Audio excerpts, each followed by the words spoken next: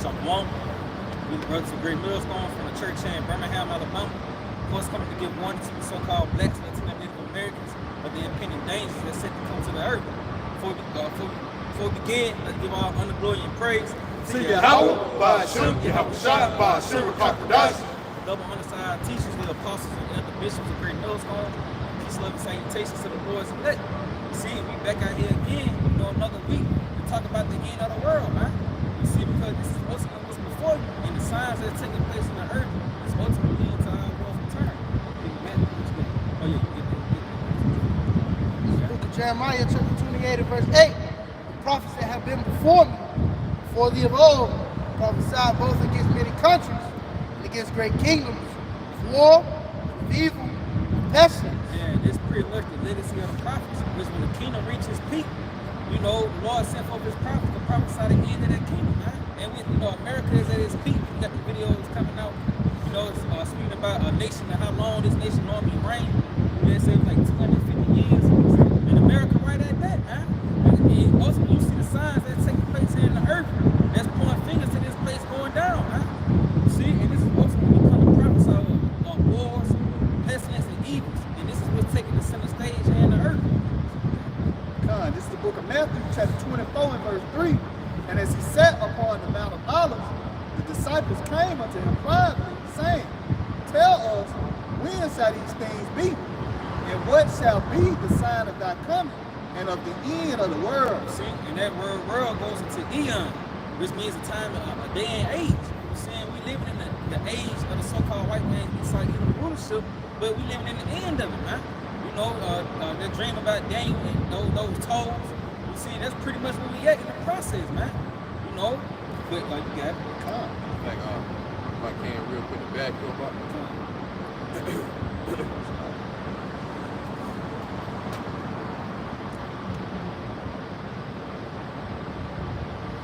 Yeah, so the book of Daniel, chapter 2. See it? And it's like the verse 18, 19.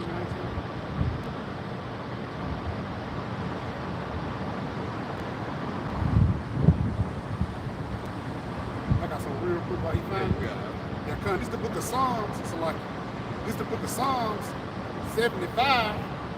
And I'm gonna start at verse this is the book of Psalms 75, and I'm gonna jump down to verse 6. It says, For promotion cometh neither from the east, nor from the west, nor from the south, but the Most High is the judge. He pulleth down one and setteth up another. And if I may add, just add on that 250 years. You just mentioned. Like the Lord said that he set it, pull it down one, and set it up another. And this is also the process that we're in. This is why you see so many things taking place in America, because the Lord, he's putting this place down. And right when he's pulling this place down, he's erecting the children of Israel. This is why the ministry is being pushed. The Lord tell you how when this gospel is preached throughout the four corners of the earth, then shall the end come. And this is what you're experiencing, man. None of these things is just casual, by coincidence. Oh, it's the Lord moving in the earth, man. He's establishing the kingdom of heaven. So you got to go. Yeah, that's beautiful. Like I said, the Lord is establishing the kingdom of heaven. Now they're heading right here in Daniel 2 and 44. It says the divine kingdom. So it says, and in the days of these kings shall the Most High of heaven set up a kingdom which should never be destroyed. And the kingdom shall not be left to other people, but it shall break in pieces and consume all these kingdoms and shall stand forever. And this is the kingdom of heaven, man. This is the process. This is what these things what's leading to. That kingdom that's not being broken, it's not going to be left to another. That's speaking of the kingdom to come, man. But like it tells you, you said the Israel before, it tells you how the evils, you got it. If I can add real quick, just going to like the fact that this is talking about in these times, you got kings or rulers. It's about the 10 toes, EU nations, the beast system that's currently ruling with America, Babylon Great, this revived Roman Empire. That's what they're talking about. It says, and in these days, all right, shall the Most High set up the kingdom of heaven. You go into the word set up, like the hell always go into. That goes into coming on to the scene. you know. And that's why the Lord got his prophets out. So in Jeremiah 28:8, you know, we're prophesying the end of this current kingdom, all right? It's, at the fall of these current kingdoms, you're going to see the erecting of the house of David, right? This is the house of Jacob, the kingdom of heaven that the Bible speaks about, all right? That's why he says back in that Psalm 75, it says the Lord put down one and settle up another, man. Because again, Yahweh Shai, he's a just power. He let the heathen rulership run out from the head down into the toes. So once Israel rule, it's not going to be nobody else. Everybody had a chance to rule and they failed. But when Israel get up there, you're going to see how the world is going to prosper under their rule. That's why it says Israel shall be saved with the everlasting salvation, world without end. Because the kingdom of heaven is going to be everlasting because it's going to be righteousness, man. You know? Real quick, you want to get that? This is the book of 1 Corinthians chapter 4, verse 9. It says, for I think that the Most High hath set forth us the apostles last, as it were appointed to death. For we are made a spectacle unto the world, and to the angels, and to men. Yeah, going back to that word set up, you know, coming on the scene, the Lord, he sent forth the apostles last, man. You know, to pretty much, we'd say, tear down, you know, to bring into captivity every thought, you know, to tear down the strongholds. And this is also why, hey, this is the biggest thing right now, man. You know, this is pretty much tearing down all those strongholds. And ultimately, this is what's building up the kingdom of heaven, man. You know, there's really no other avenue to go to. You see? Yep, there's the book of 2nd Ezra chapter 4 and verse 28. And it says, but as concerning the things whereof thou askest me, I will tell thee. For the evil is sown, but the destruction thereof is not yet come. See, yep. The evil is sown, but the destruction thereof is not yet come, man. You know, got it. It says, but if therefore that which is sown be not turned upside down. Yep, and that is speaking of America, man. Because this place is what's sowing the most evil. You know, yeah. If the place where the evil is sown pass not away, they cannot it come that is sown what's good. Yeah, that's speaking of the kingdom of heaven, man. You see, but yet this kingdom first has to pass away, man. You know, and we see that process taking place. You see, just go back to that Matthew 24. This is Matthew chapter 24, and verse 3, it says, and as he sat upon the Mount of Olives, the disciples came unto him privately, saying, tell us, when shall these things be? And what shall be the sign of thy coming, and of the end of the world? And Yahweh answered and said unto them, take heed that no man deceive you. For many shall come in my name, saying, I am Hamashiach, and shall deceive many. Yeah, and that's a rise of false prophets, man. You see, and you see that taking place. Come. And ye shall hear of wars and rumors of wars. Yep, Russia and Ukraine. You know, it was an article that came out. Russia just shot another missile in Ukraine, man. So they killed, like, I think, 13 people, I believe. You know, they said 5 being children. 25. Yeah, come, you see? So that's just prophecy taking hold of the earth. And soon these things are going to take the center stage, man. And it's going to be your main concern. You know, what you got it. It's like if I may add to the article. End time headlines. It says, as World War III fears mount, the second blood moon Purim eclipse will appear next week. And also, China says it is ready for war with America. Yep, you see? Oh yeah, and that's going into those tariffs, you know, that Trump just put on China. And you can expect things to increase here in America, man, concerning your goods, your electronics, you know, certain food and poultry. You know, things are going to intensify, man, and that's going to cause chaos and commotion to rise. You know, the Lord, he warned of uproars of the people. You know, and you see that stage being set for these people to completely bug out, man. An article just came across. Violent protests target Tesla lots with Molotov cocktails and gunfire. It is prophecy taking yeah, and that's prophecy taking center stage, man. You know, hey, because the Lord tell you how you're going to be, we say sorrow should be on every side, man. You know, and that's just prophecy intensifying in the earth. Wars and rumors of wars too. The recent thing that just happened with him and Zelensky. Yeah. What that nigga said, he said, you finna start World War III. Yeah, that's it. You know, that was the main stage. He said, you don't have the cards. And that shit struck a nerve in Trump, man. Yeah. No, when it said you got beautiful oceans. Yeah, and, yeah, you yeah, know what I yeah. mean? But soon you gonna feel it, man. Hey, that's a threat by the Lord, man. You know what I mean? Like brothers going into that's the spirit of Yahweh by Shemal Shah, man. Scriptures tell you, the Lord shall threaten that who shall be afraid, rough paraphrase, in that second address. You know what I mean? So prophecy come to pass, right? You know what I mean? What you supposed to got? That dreadful word is in his ear. That's it. Yeah, you got it. Real quick, my bad. This spirit you just said that because again, the prophets of doom. Trump, the only one that brought the prophets of doom, and the reason why he talk about World War III is because we said this is the book of 1 Kings 22, and I'm gonna start at verse. I'm just gonna get to the point. This is the book of 1 Kings 22 and 18. Now it said the king of Israel, but you can equate this to the king of Babylon today. It says the king of Israel said unto Jehoshaphat, did not I tell thee that he will prophesy no good concerning me, but evil? And that's the spirit that we're coming in. And we're coming in the spirit of evil when we talk about the prophets, when we talk about the state of America. You know, we prophesy only evil against Babylon. But that's it. Yeah, this Jeremiah 19:3, and it says, and he said, hear ye the word of the Lord, Yahweh Bashim Shah, O kings of Judah, and the inhabitants of Jerusalem.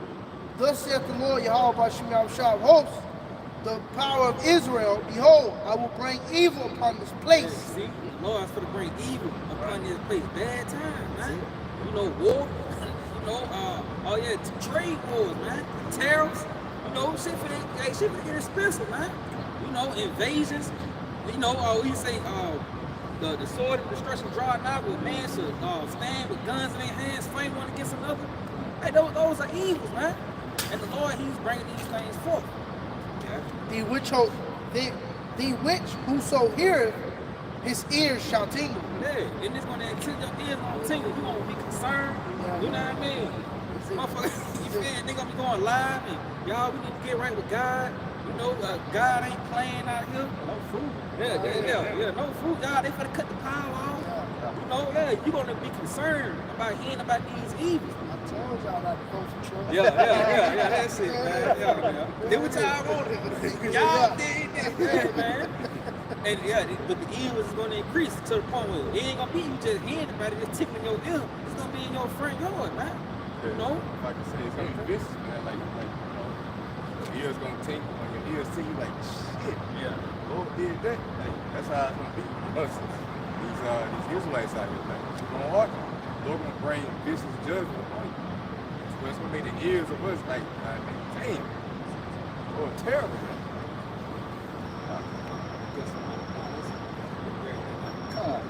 This is the book of Ezekiel, chapter 7, verse 5 in the NLT.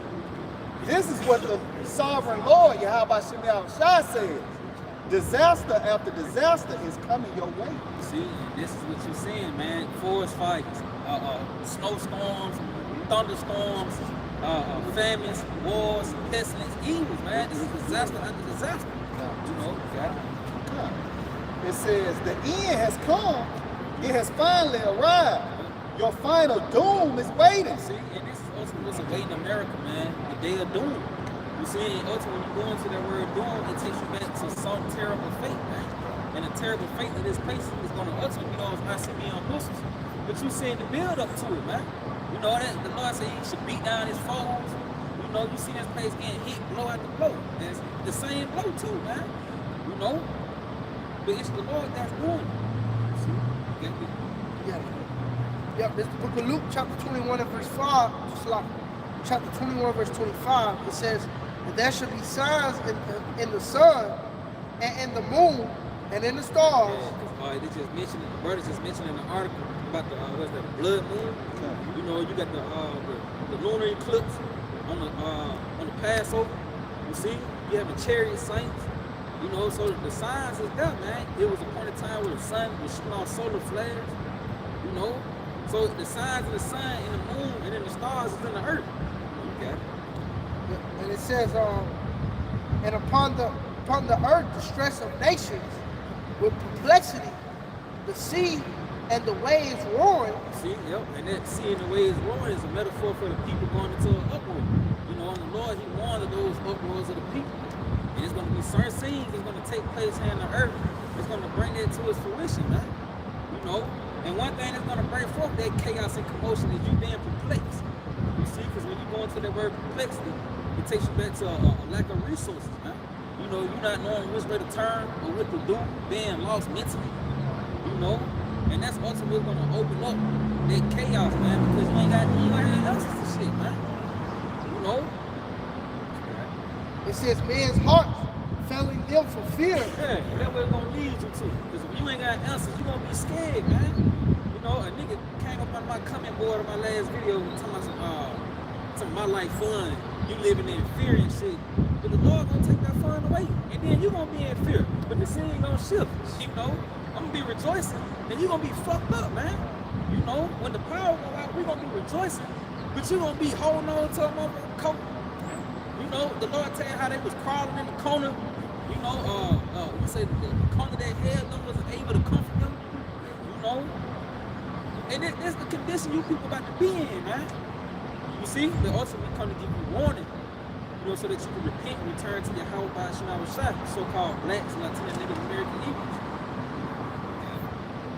It says, man's hearts failing them for fear and for looking after those which are coming on the earth, for the powers of heaven shall be shaken. Yep. Powers of heaven should be shaken. These people who sit in these high seats. Hey, you look at Zelensky, that nigga Zelensky shaking, man. You know, he was up there, he was sincerely like, you know what I mean, dealing with Trump like, man, Trump said he losing soldiers, he losing civilians. And that's a concern, man. You know, you leave the city and your soldiers and your civilians dying, man. You know? So you see him shaking, so how much more for when that comes to America, man? You know, all these people that sit in these high seats, they gonna be scared, man. It says, and then they shall see the Son of Man coming in a cloud with power and great glory. Yeah, see, the build up to the Lord's return. You know, the Christian church tell you that, you know, your house shall return. It's gonna be a big ass rainbow in the sky, sun rays everywhere. You know, the good people floating up in the air. You know, your grandmama, you know, he up there with his arms. No, hey, the day of the Lord is terrible. You see, you're gonna have, the world is gonna be completely turned upside down. It's not gonna be functioning the way it's functioning now. You know, hey, it's gonna, like with Superman, his damn emblem, Batman emblem pop up in the sky. That's for a fucking reason, man. The Lord, it's gonna be a reason for the Lord to have to pop up, man. See, you know. I got some for you. Oh yeah, It's like I was just gonna say, scripture say, the day of the Lord is darkness and not light, man. Oh, you got that coming, huh? Yep. Amos 5, it says in verse 18, it says, "Woe to you that desire the day of the Lord. For what ends it is it for you? The day of the Lord is darkness and not light. As if a man did flee from a lion and a bear metal, or went into the house and leaned his hand on the wall and a serpent bit him." yeah, that's a form of no relief, man. You know, you escape one scene just to get consumed in the next one. You see?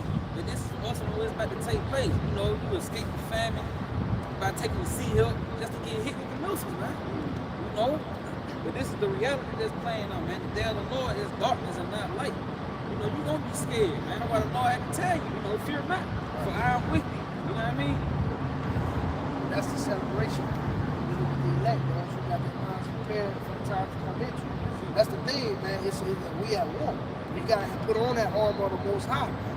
You know what I mean? Versus these ones out here, even these I gotta say, these nymphs, these niggas in fringes, they're not putting on the armor of the Most High, man. They're not getting prepared for the times we're coming into.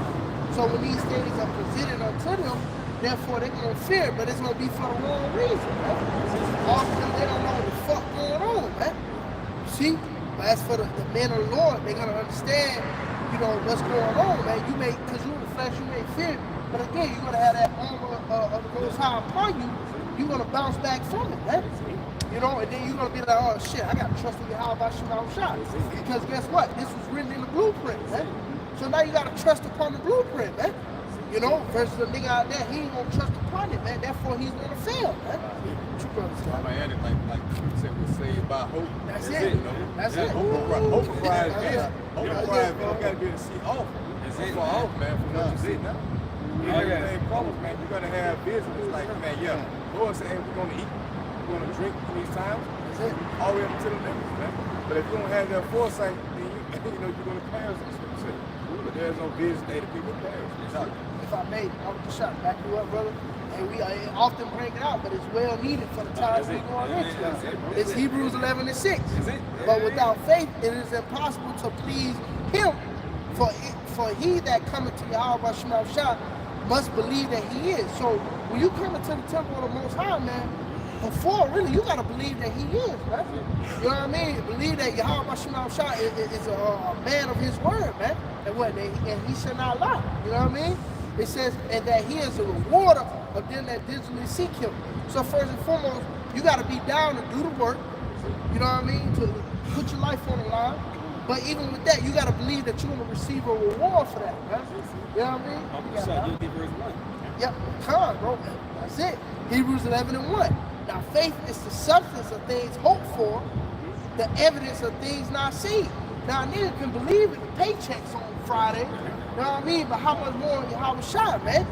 You know what I mean? Here it is, we laboring, we building up, you know, but you gotta believe that you're gonna receive that reward, man, for the times that we coming into, man.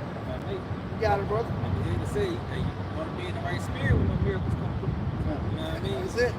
Hey, that's ultimate hope. You having that foresight. You gotta look for some odd, you know, because I believe that the miracle goes into strange wonders. I believe wonders goes into I know, so like if I be added, it's basically past human comprehension. Point I want to make is, for lack of better words, we expecting crazy things. You know, we ain't expecting what the world expects. You know, the world expects America to reach down 2100. That's a miracle right there, you know. But we know that Yahweh Shema Shai is going to come on those chariots, man. Whether the UFO signs, but it's going to even get deeper when we be in the time of the famine. When it's all of a sudden you look in the refrigerator and there's a bottle of water there, man. You look in the refrigerator and Lord got a full course meal for you, man. This is the type of faith we're going to have in the days that we're coming in. You know? Yeah, I'm understand. Yes. Matter of fact, I got to pass up real quick. This is the book of St. John 16 and 33. It says, these things have I spoken unto you, that ye might have peace. The world, it's like in the world, ye shall have tribulation. Be of good cheer. I have overcome the world. And Lord said, be of good cheer. Ultimately, there are those precepts, man. That's what gives you that comfort, man. And that's also why Jake gonna bug out, because Jake don't got the report. You know, it's gonna be a precept that's gonna comfort your mind. Hey, what did Lord say again? John, this is the book of St. John 16 and 33. These things have I spoken unto you, that in me ye might have peace. Hey, the word, right? You might have peace. Hey, that's what's gonna give you that peace of mind. Hey, that's why the Lord said, wisdom and knowledge shall be the stability of our time, and the strength of salvation. That's gonna be your way out, man. The fear of the Lord is in His church, and that's how you get the wisdom and knowledge. You fear Yahweh Shema Shah. And it ain't just saying you fear Him, you gotta display that in the earth. The Lord looking at us, man. You know, we fuck up, you know. But the Lord see you trying. He say He's not gonna put out a flickering light, man. You know, He see you fight, man. You know, and you be pleased with your wife, you know, it's different things with doing shit like, but when you see her trying, you know, you deal with her, man. You see, and the Lord, He's doing us the same way. The more we fight, the more He increase us, man. You know, and we ultimately increase to enter into these terrible times. Because that's ultimately what these roads are leading to. You know, we ain't in the truth, you know, just to get ranking, you know, you got a Hebrew name, and now you starting the Hebrew community. No, man. The Lord building you up for these times to come, and ultimately sit on the throne, man. That's bad, because that peace really comes from you having vision, you know, you having foresight of the future. Because the Lord gave you an expectation. Was it Jeremiah 29:11? And expect the end. The Lord gave you the end report. All the shit they're gonna transpire, you're gonna see the collapse of the dollar. What Trump is talking about, I know y'all saw the economy with the Apostle Tahar. He made a video with the economy. Trump holding a gasoline can in $1, man. Burning $1. Hey, your dollar's gonna fail, so we'll quit after that. Right? You're gonna cut the power off, man. You're gonna be reducing nothing. The Lord's gonna level the playing field. See, then you're gonna have to call on someone. And that's where we step in there. Like, yeah, we're gonna call upon the name of the Lord in those times, right? But there is no way out. There's gonna be no way out in America. Very soon. See? It's gonna be a way out, but it's gonna be one way. You see? And that's what we have. The Lord's giving us foresight of how to get out of this evil, which is through the name of Yahweh Shema Shah. and believing in the report, man. All right. So if you don't have these visions, you don't know the prophecies, there's no way that you can receive the comfort concerning things that are coming, because then they catch you off guard. Prophecy is going to pretty much destroy your doctrines. Because you pretty much you subscribe to America, you think this place is going to continue, but according to the report, it's not. It's not going to continue, man. It will get as bad. It will get as bad as it can get. But you're not expecting that, but we are. The Holy Spirit. Because even when the sea hip come out here, man, just the man job people gonna feel when they can't have nothing to eat or no food out here, bro. And then, like the brother mentioned, it's gonna be two people you're gonna call on. Either you're gonna call on your Yahweh Shema, or you're gonna go down there and trust in Esau, man. That's an action, you know. Yeah, that's an action. You go to that temptation. You tried you're out of position. And my shot's about to get there, because the elder went to the heavy point. You're going to the word tried. And that's the takes you to the word goes to the pierced. The elder just bumped that out, man. Somebody go into that. Revelation 3 and 10. Yeah, this Revelation 3 and 10. Yeah, it says, because thou hast kept the words of my patience, I also will keep thee from the hour of temptation. Patience goes in the suffering. You know, you kept this word, you kept the support, you didn't turn your back, you didn't go back into the world, but you kept the faith throughout your low moments, man. So it's gonna be a reward for that, yeah?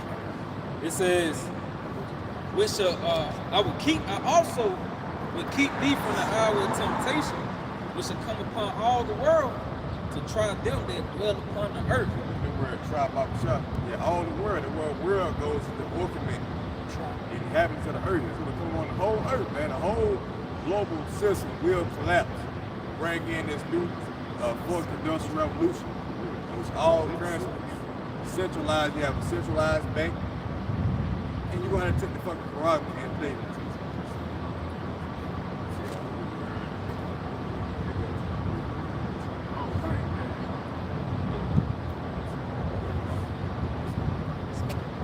Yeah, this is root word of to try. Strong's G 3984. Pyra. It says through the ideal of piercing. Woo! The idea of piercing, you see? That's heavy. See? You don't need no more. The idea of piercing unless you find some else. But it says to experience. You know, learn to know by experience. Yeah, because pretty much, man, we're learning right now. We're getting the experience of not knowing, of knowing not to take the damn prerogative. So the scripture is spiritual, man. They gonna experience. You know what I mean? The judgment behind getting that chip, man. Yeah. You know, that's what you're gonna see now. You're gonna experience sticking your hand out, experience it actually going in. You might experience tapping the pan. And then you're going to experience the pussies as well, man. So read that definition one more time. Yeah, it says Strong's G3984. The root word says through the idea of piercing. Through the idea of piercing. Now let's go back and read this scripture. Yeah, Strong's, it's like now Revelation. we replace that word tried with piercing. Yeah. Revelation 3 verse 10, because thou hast kept the words of my patience, I also will keep thee from the hour of temptation, which shall come upon all the world to pierce them. Yeah, to pierce them. Yeah. That dwell upon the earth. Yeah, there you go, man. The Lord is spiritual, see? So this temptation, it's going to be motivated by your flesh, man. Not having any food, any comfort, any water, no technology, power grid going down. Because they're going to try to revamp this system, the Great Reset. You know? And the only way that you're going to be able to pretty much somewhat obtain or keep what you had in your past life to a certain extent is if you take that prerogative. That's the great application. And a lot of people are going to be deceived in taking that thing. That's how they're going to be tried. They're going to be pierced. Like Isaiah 36, This Genesis 47 in verse 19. pretty much going into the same. It's like an account with the Egyptians. They gave themselves up to Pharaoh, man, because of the famine. You know. Yeah, but it says here. It says. I'm trying to switch stories. Yeah, it's bad with it. But Esau, he's not the originator of anything. He goes back to the Rex and finds out how he can snap the people. You know, and they use the story of Joseph to do that. Okay? Yeah, this is Genesis 47 and 15. It says, when money failed in the land of Egypt and in the land of Canaan. Yeah, the money gonna crash in America. Yeah. It says, all the Egyptians came unto Joseph and said, give us bread, for why should we die in thy presence? For the money faileth. That's crazy. You see, why should we die in our presence? That's heavy right there. Esau studies the scriptures. See? He's not the original. He didn't start and everything that this nigga, you know, got planned out.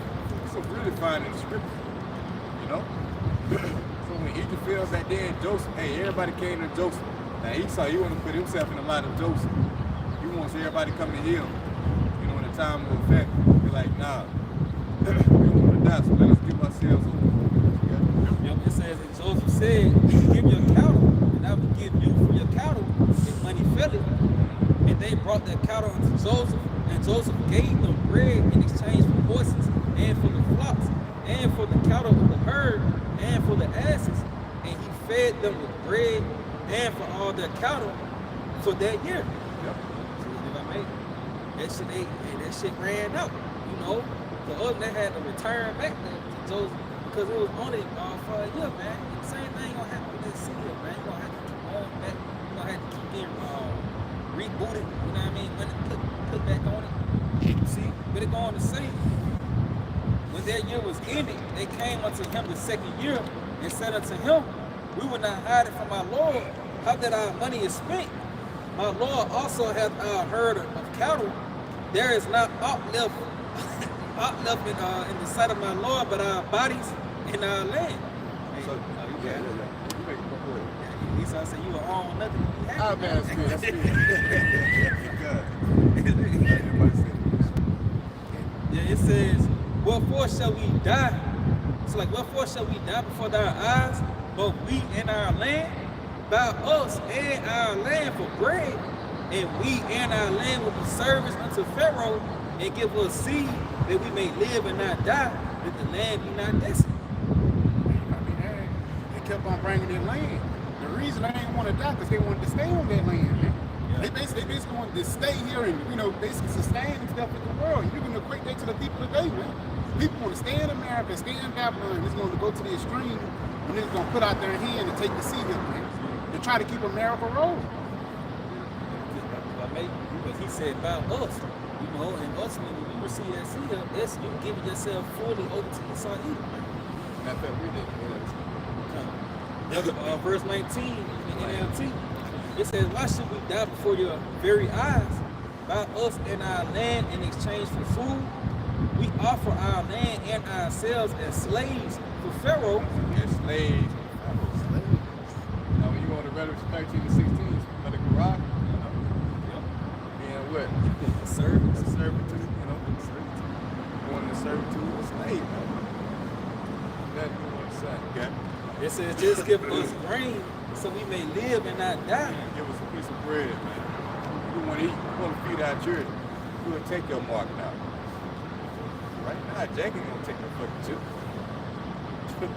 But when the family kicks in, hey, that's gonna be all the motivation in the world to go and sit for hours in these chipping lines, man. Just receive a piece of bread. And you're gonna take that chip willingly. Even if you know that it's wrong to take it. Right? Because now you don't have no fucking hope. A lot of you Israelites out there, you say for the spirit, a lot of you gonna take that Quran, especially with IUIC. You boast in the law, but here it is, Lord gave you one law about not taking the Quran. That's the one law you're gonna break. That's gonna lead up to your judgment. Because you're not preparing the people for the times that are coming, the great collapse. Okay? Stuck in this merge spirit. And you're not gonna have any faith or hope in that day. That's what this thing is all about. It says, and so the land does not become empty and desolate.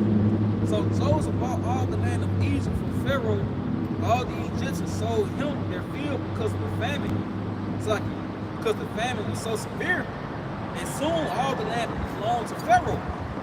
As for the people, he made them all slaves from one end of Egypt to the other. And that's going to be America, man. You know, people is going to be servants to Esau, man, from one end, from the east coast to the west coast, from the north to the south. Because the only way for you to pretty much continue in this place is going to be for you to have to take that seal, man. You know, he's going to cause you, he's going to make it a mandatory thing for you to have it. You know, he's going to set the scenario up for you to take it, man. It's Exodus 21 and verse 1. Now these are the judgments which thou shalt set before them, that thou buy a Hebrew servant. 6 years he shall serve, the 7th he shall go out free for nothing. And you can buy a Hebrew servant if he's down and out. He can serve you for a certain period of time, 6 years. Okay? If he came in by himself, he shall go out by himself. Yeah, if he came in by himself, he should go out by himself. Okay? If he were married, then his wife shall go out with him. Yeah. So if he came into that slave with a wife, then she should go out with him free. Okay? If his master have given him a wife, and she have borne him sons or daughters, Now, if his master give him a wife, now we're in a system right now which we all under the social, we got a social security card, a birth certificate, in which those things are owned by who? Our master, Esau Edom. He has control of those right now. So when you get a wife, she really belongs to Esau. She's not free. She's not really yours in a sense. You see? You got her. the wife and her children shall be her master's, and he shall go out by himself. Yeah, he should go up by himself. You got it? And if the servant shall plainly say, I love my master, my wife, my children, I will not go out free, his master shall bring him unto the judges. He shall also bring him to the door, or to the doorpost, and his master shall bore his ear through with the awl, and he shall serve him forever. And that's a heavy scripture. That's a heavy chapter right there, because your wife, your children, they really don't belong to you, and they're gonna be used as leverage in the time of temptation, right? Because basically, if they side with Esau, that master, they say, hey, because they can't leave because he owns them, right? So if they take the Quran, you might say, I love my wife and my children, so I'm gonna take the goddamn chip to him. And he's gonna bore you. He's gonna put a bore with you, man, to make you his. And that modern day bore is of course the Quran. So a lot of you people's downfall is gonna be your family, your wife, your children, which really don't belong to you, man. You're not gonna be willing to let that go. That's a very trying time. That's why your house trying to say, he not forsake this.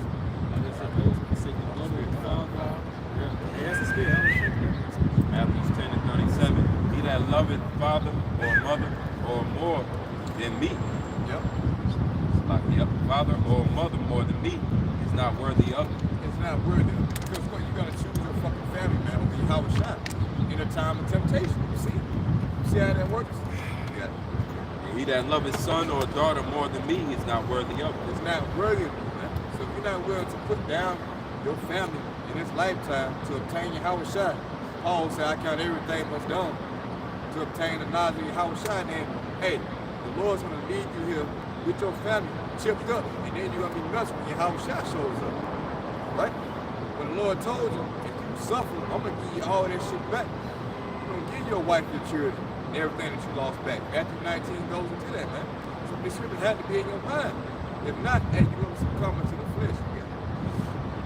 Just to double back on that. Luke 14 and 26 says, any man come to me and hate not his father and mother and wife and children and brethren and sisters, yea, and his own life also, he cannot be my disciple.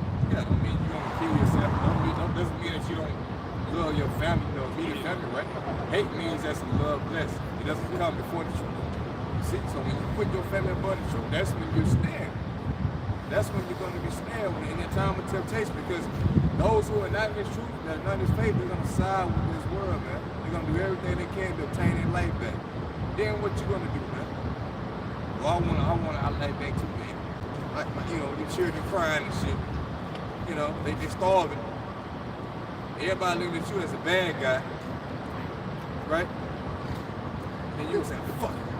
I know it's a gamble. I know the chip is robbing, but I can't deal with them crying in my ear. You know, they suffering, they hungry. And you without patience, it's gonna say, in your patience possesses your soul. You lacking patience gonna go out and make a rash decision and take the fucking corona, man, knowing that you should take it. And with a lot of you out there, you're gonna take it because you don't have faith. Lord willing, we're not in that number, man. Lord, keep us from taking that damn thing.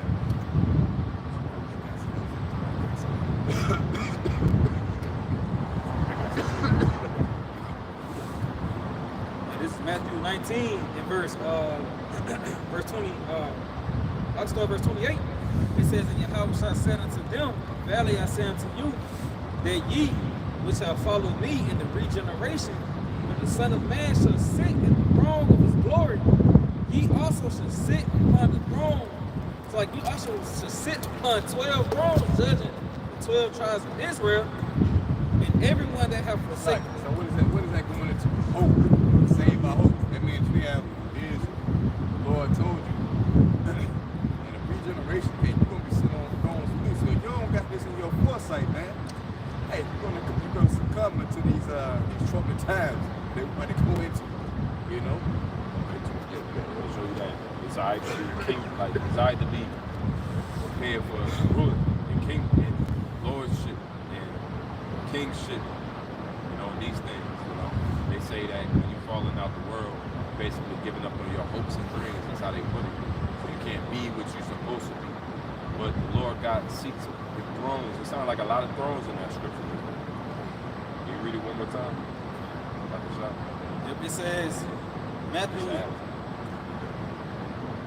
19 and verse 28, "And Yahweh said unto them, Verily I say unto you, that ye which shall follow me in the regeneration, when the Son of Man shall sit in the throne of his glory, ye also shall sit upon 12 thrones, judging the 12 tribes of Israel." You can take a few things out of this. One, the world ain't gonna be destroyed, right? Earth ain't gonna be destroyed. That's the idea a lot of people got. Whereas when we tell them it's gonna be thermonuclear war, they think, well, everybody gonna be, you know. The earth ain't gonna be destroyed. The earth is forever, the scripture tell you. But there is a kingdom that's gonna be set up here on earth. So then the earth gotta still remain. And two, it tells you that it's going to be a kingdom, similar to how this is a kingdom. So somebody's ruling in this kingdom, just like it's going to be somebody ruling in the next kingdom. In America, they got you thinking that nobody's in power, or the people are in power. It's a democracy. You vote for who you want next. But the kingdom of heaven is going to be apparent who's going to be sitting on thrones.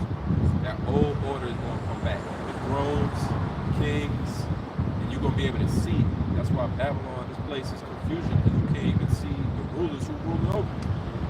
The people on the money's dead, so you assume that you ain't got no damn rulers. And that's why people don't rule. But your rulers are deceiving.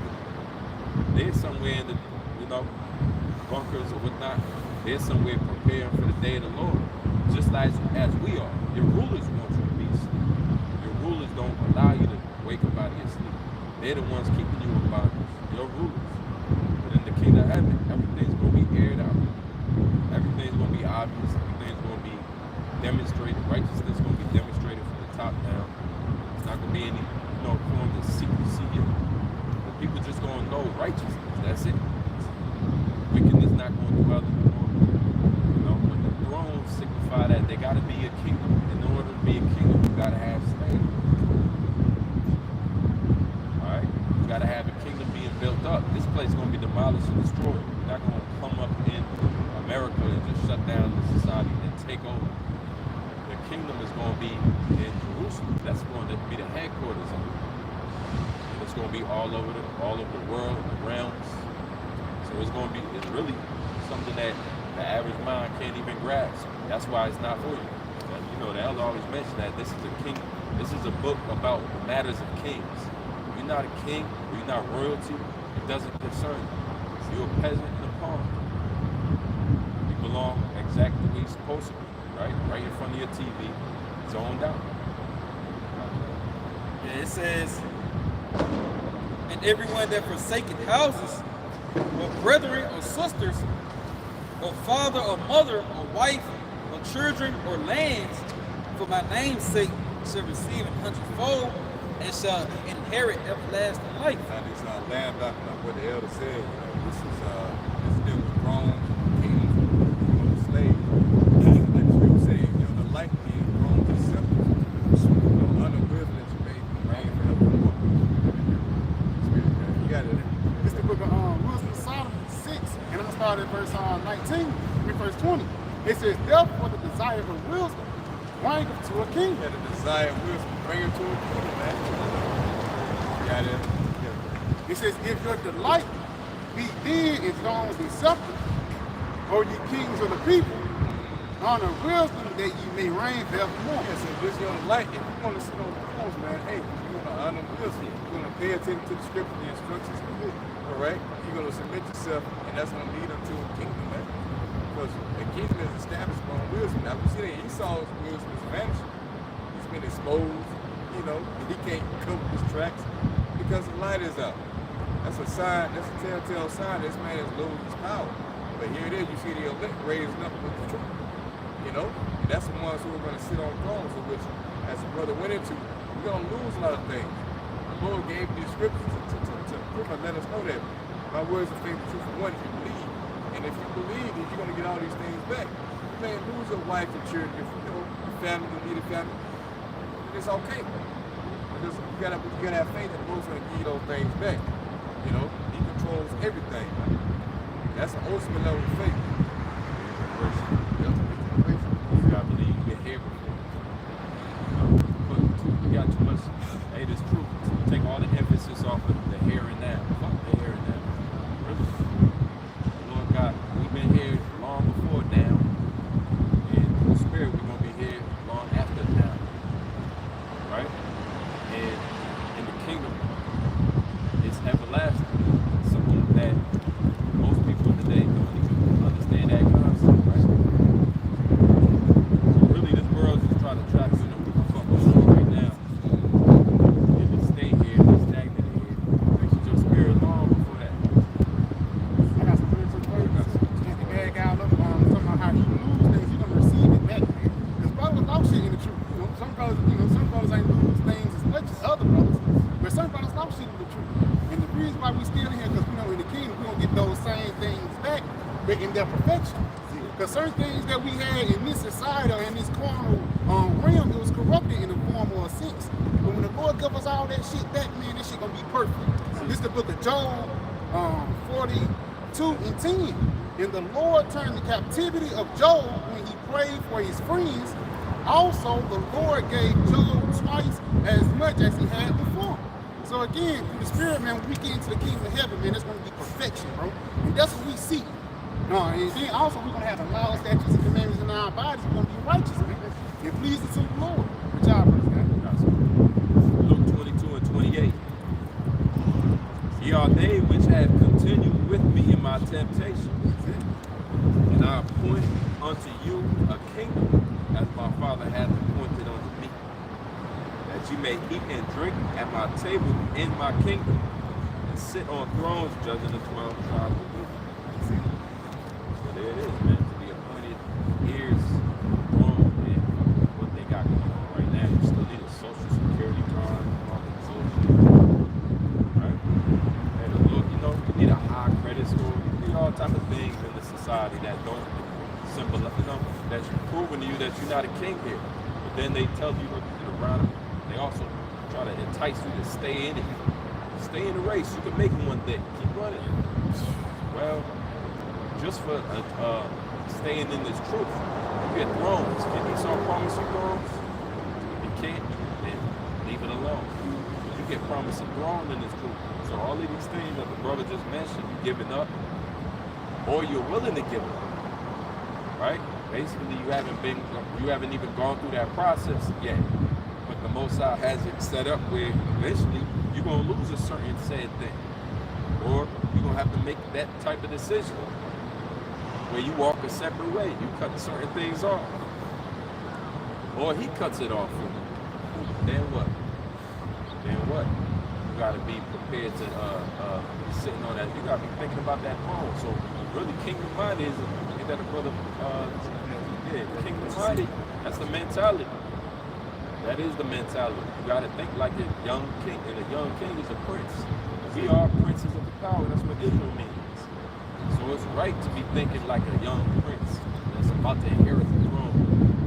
Think about how Donald Trump's son moves. And if you see him out here like smoking crack, like how Biden's son, he tripping. That's why they was tripping on Biden. Like, yo, you're the man who was smoking crack in the White House, cocaine, whatever it is.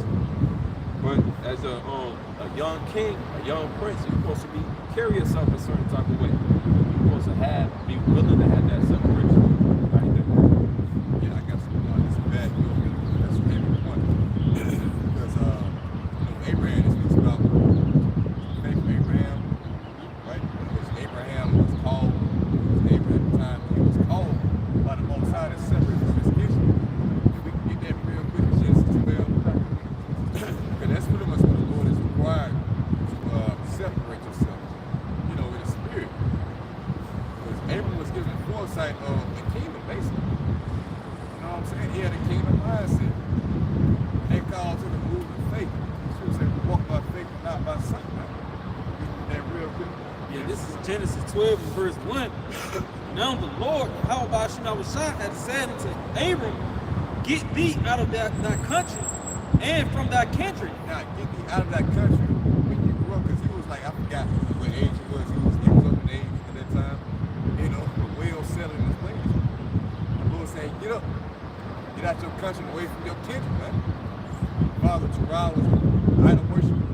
Family. Chaldean, man. Okay? Same thing with us today. Our fathers, all they knew was idols. They didn't know Yahweh Shah. But through faith, hey, he got up. He got the hell off. He got up. It says, get thee out of thy country and from thy kindred and from thy father's house unto a land that I will show thee. That was a promise. To a land that I will show unto thee. And that's the same thing the Lord said us today. I got a land that's prepared. The kingdom is prepared for you. You sit back and watch. So by default, we're like, hey, the hell with America, the hell with our family when it comes down to it. We're willing to separate ourselves in the spirit to follow Yahweh by Shah through faith. Right? That's a test that's going on right now, which Jacob's not willing to do that for the most part. It said, real quick. It's like 2 Ezra 16 and 40 saying, "O my people, hear my word, make you ready to thy battle, and in those evils be even as pilgrims upon the earth." I mean, just go into the same sentiment. We ain't got no home here. The scriptures shed light on the idea that we just sojourners, or we just strangers in this land. Just like in Egypt, we were strangers in that land. And as much as you want to call a place home, out of generations of being there, it's never going to be home. As long as you're being ruled over, for one, you can't have a home in a house that's your master's house. That's your master's house. When you leave, that's still your master's house. You got to be freed first in order to have your home. So that process is going to come through your house. So that should make it a little bit easier. And the scripture said we're going to be like pilgrims. So that's already the mentality. Certain things got to be left. Your house, your actual house, your address. In order to inherit a kingdom, you gotta leave behind your address, you leave behind your school, your block, your city, your town, your state, you leave behind reputation, you leave behind everything. Because the Lord gonna have that much more abundant to give you. And you look forward to it. We ain't saddened about the idea of getting the fuck out of America. It shouldn't be a hesitation. The scripture do point, it tells you to remember who. One of the only women that ever tell you about to remember. One of the only people to remember Lot's right. Why? What was she so significant for? She couldn't leave it. She couldn't let it go. Something back there kept her attention to it. That's how a lot of, guess what? Your women might be the same way. What you gonna do then? When that C-hip come out, or the chick come out, right?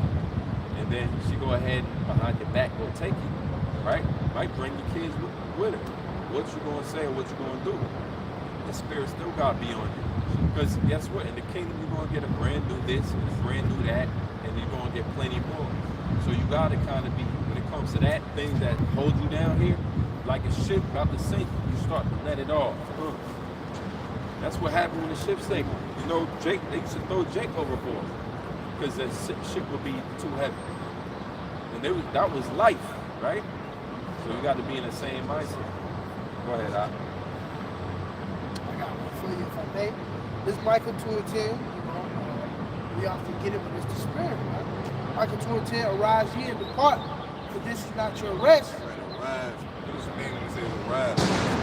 That means to arise from your dead state of mind. The Israelites have to come back. All right, because according to the scriptures, Proverbs 21:16, indeed, it's a wonderful understanding. What? Yes, the Lord said arise, man. And that's why we dry bones waking up, coming to the understanding of how about you outside. By default, you're going to depart. You're going to separate yourself from this current life. Got it? Rise ye and depart, for this is not your place. This is not your rest. Yeah, this place right here is not your rest. America was set up for you to prosper. It doesn't matter if you're making millions and billions, man. Right? Eventually, you got to do something to get those millions, man. You got to sacrifice something for Satan. The Satan gives out blessings as well, man. You know? And at the end of the day, what? The dollars and the crabs. Where's it going to leave you? That's the ultimate conclusion to this whole thing. Then with your the fame, the riches, it's all centered around money. So when the money crashes, what are you going to be reduced to? Other than taking the chip. You don't have no fucking hope. You know? It says, because it is polluted, it shall destroy you, even with a sword destruction. Yeah, it's polluted with idols, you know? Those foul waters, these philosophies, you know? And it's going to destroy you. If you're not drinking this plain water, this truth, not being baptized in this word, man, then it's going to destroy you because you're going to end up taking the fucking prerogative, trying to keep your life here because you don't want to arise and depart spiritually. You know? This Romans 12:2, and be not conformed to this world, but be ye transformed by the renewing of your mind, that ye may prove what is that good and acceptable and perfect will of Yahweh Bashem. The scripture wants you to approve what is in that simple and perfect will of the Most High. What is it? Can you out there answer? You know? Read it from the top again. Yep, it says in Romans 12:2, be not conformed to this world. Yeah, be not conformed. Con means will, form means fashion. You can't be with the fashion of this world. And that's what we find out with a lot of these Israelites. You know? They want the world to accept them. They don't want to be hated. They junkies for attention. They still need, everybody approved. That's what gets you brought out. You still basically searching for fame. And fame, American fame is cheap. That's why they call it 15 minutes. It's cheap. It don't last long. And the whole society is based off of temporary value. Quick fixes. Even the economy. Or you gonna hit a stimulus. Quick fix. Where's the debt at? 36 trillion. So they don't believe in permanent solutions here in Babylon. It's always quick fixes. That's why you gotta be renewed. And renewing is escaping Babylon, mentally, spiritually. You escape. This ground is known as the shadow of death. A shadow will be there 1 second, and it'll change the next thing. The shadow cast far too long. Like it's casted always. But great darkness, gross darkness shall cover the earth. You know. Yes, man. Look where the sun get, along with the shadow. Most of the day long, shadow get longer and longer. They get up on instant gratification, turn microwaves aside. I gotta be now.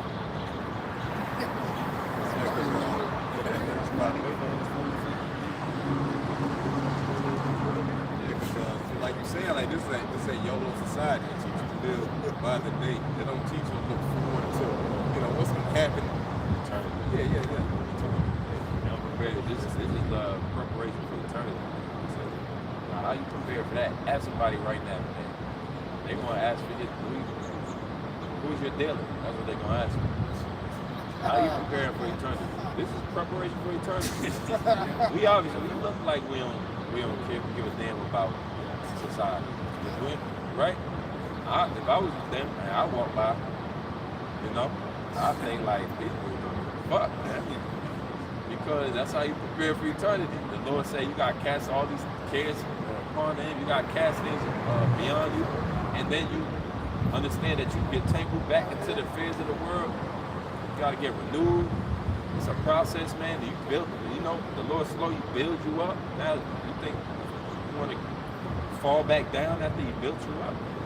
So you do what it takes, man. You really can care less now. I mean, you start to develop that over time. At first, it'd be awesome, feeling awkward or whatever. People say shit. But when the Spirit overrules, when the Spirit kick in, man, you don't want no part because you understand their latter end. Know that they were wise, but they understood their latter end. If people could see how their faces gonna be in the flames, they won't behave the way they do. And that what pride do. It block you from what the judgment will be. It block you from what your judgment will be. It block you from the possibility that you can even be judged. That's why a lot of pride is basically saying that, so what? The Lord see what I'm doing. I'm still gonna do it. I gotta get mine, or I gotta do it. I'm gonna eat this pork. You know how niggas get about pride, And you know how American gets about pride, because that's all they got left, to block the faith. You only try to, pride is just gonna block your faith one way or another, trying to block your faith. Prophets is out here prophesying about your faith. Now you really screwed.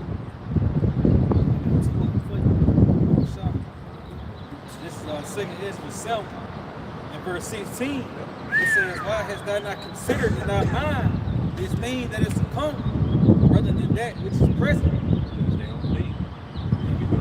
They don't think. And as we read earlier, it's a renewing process. Ain't giving up to them. And the word ain't giving up to them. Come to find out, every message isn't given for everybody. Even the scripture is not for everybody. Again, the world, to hell with the world talks. It's not for everybody. That's why it's addressed to the Israelites. So it's addressed to the Corinthians, the church at Corinth, or to the Romans. Not every Roman, but the Romans that was Jews who believed, who were Israelites amongst the Romans. And so, just like a letter with a title on it, dear so and so, that's not meant for everybody to read. And so, who are the ones that's going to believe? It's the ones that, right? Who are the ones that trained up on these writings? The ones that believe amongst the Israelites, amongst the Jews that believe in all these different cities. So we consider it, but they don't consider it.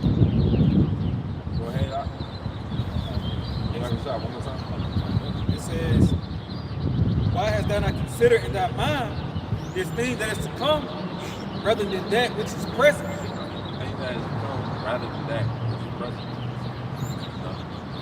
That just sits on the idea of like who you trying to be in this world.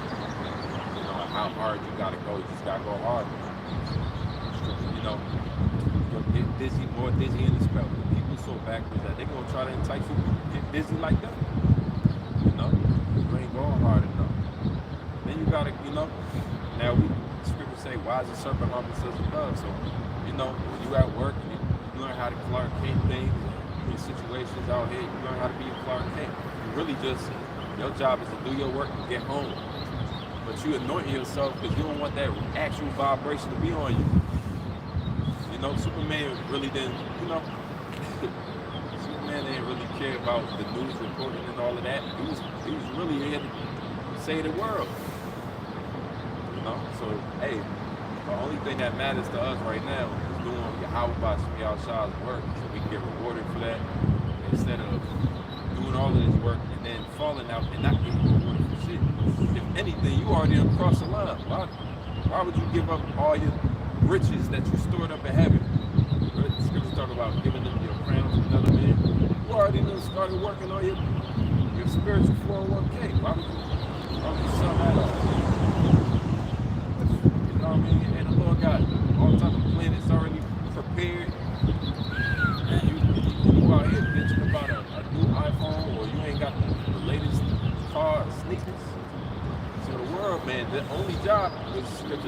the lust of the eyes of the flesh. You gotta watch for that, man. Everything that you see, that's really when your eyes start bulging out your head like a comet. You start seeing things again. Automatically, your flesh is, spirit is willing, but the flesh is weak. The flesh want to get back entangled with this bullshit. When your spirit knows it's a trap. I just came from out of it. So that's the fight. That's really the spiritual fight that goes on. Flesh work against the spirit. Go ahead, out. Okay, go real quick. Quick shot. Very quick. So long. You got it. I got it. Yeah, it's like, yeah, That's how the elders do. All right, well, it's 2 Ezra 14 and verse 14. Let go from deep mortal thoughts. Cast away the burden of man. Hey, we ain't perfect. We gonna have mortal thoughts, but to deny that shit is everything to the Lord.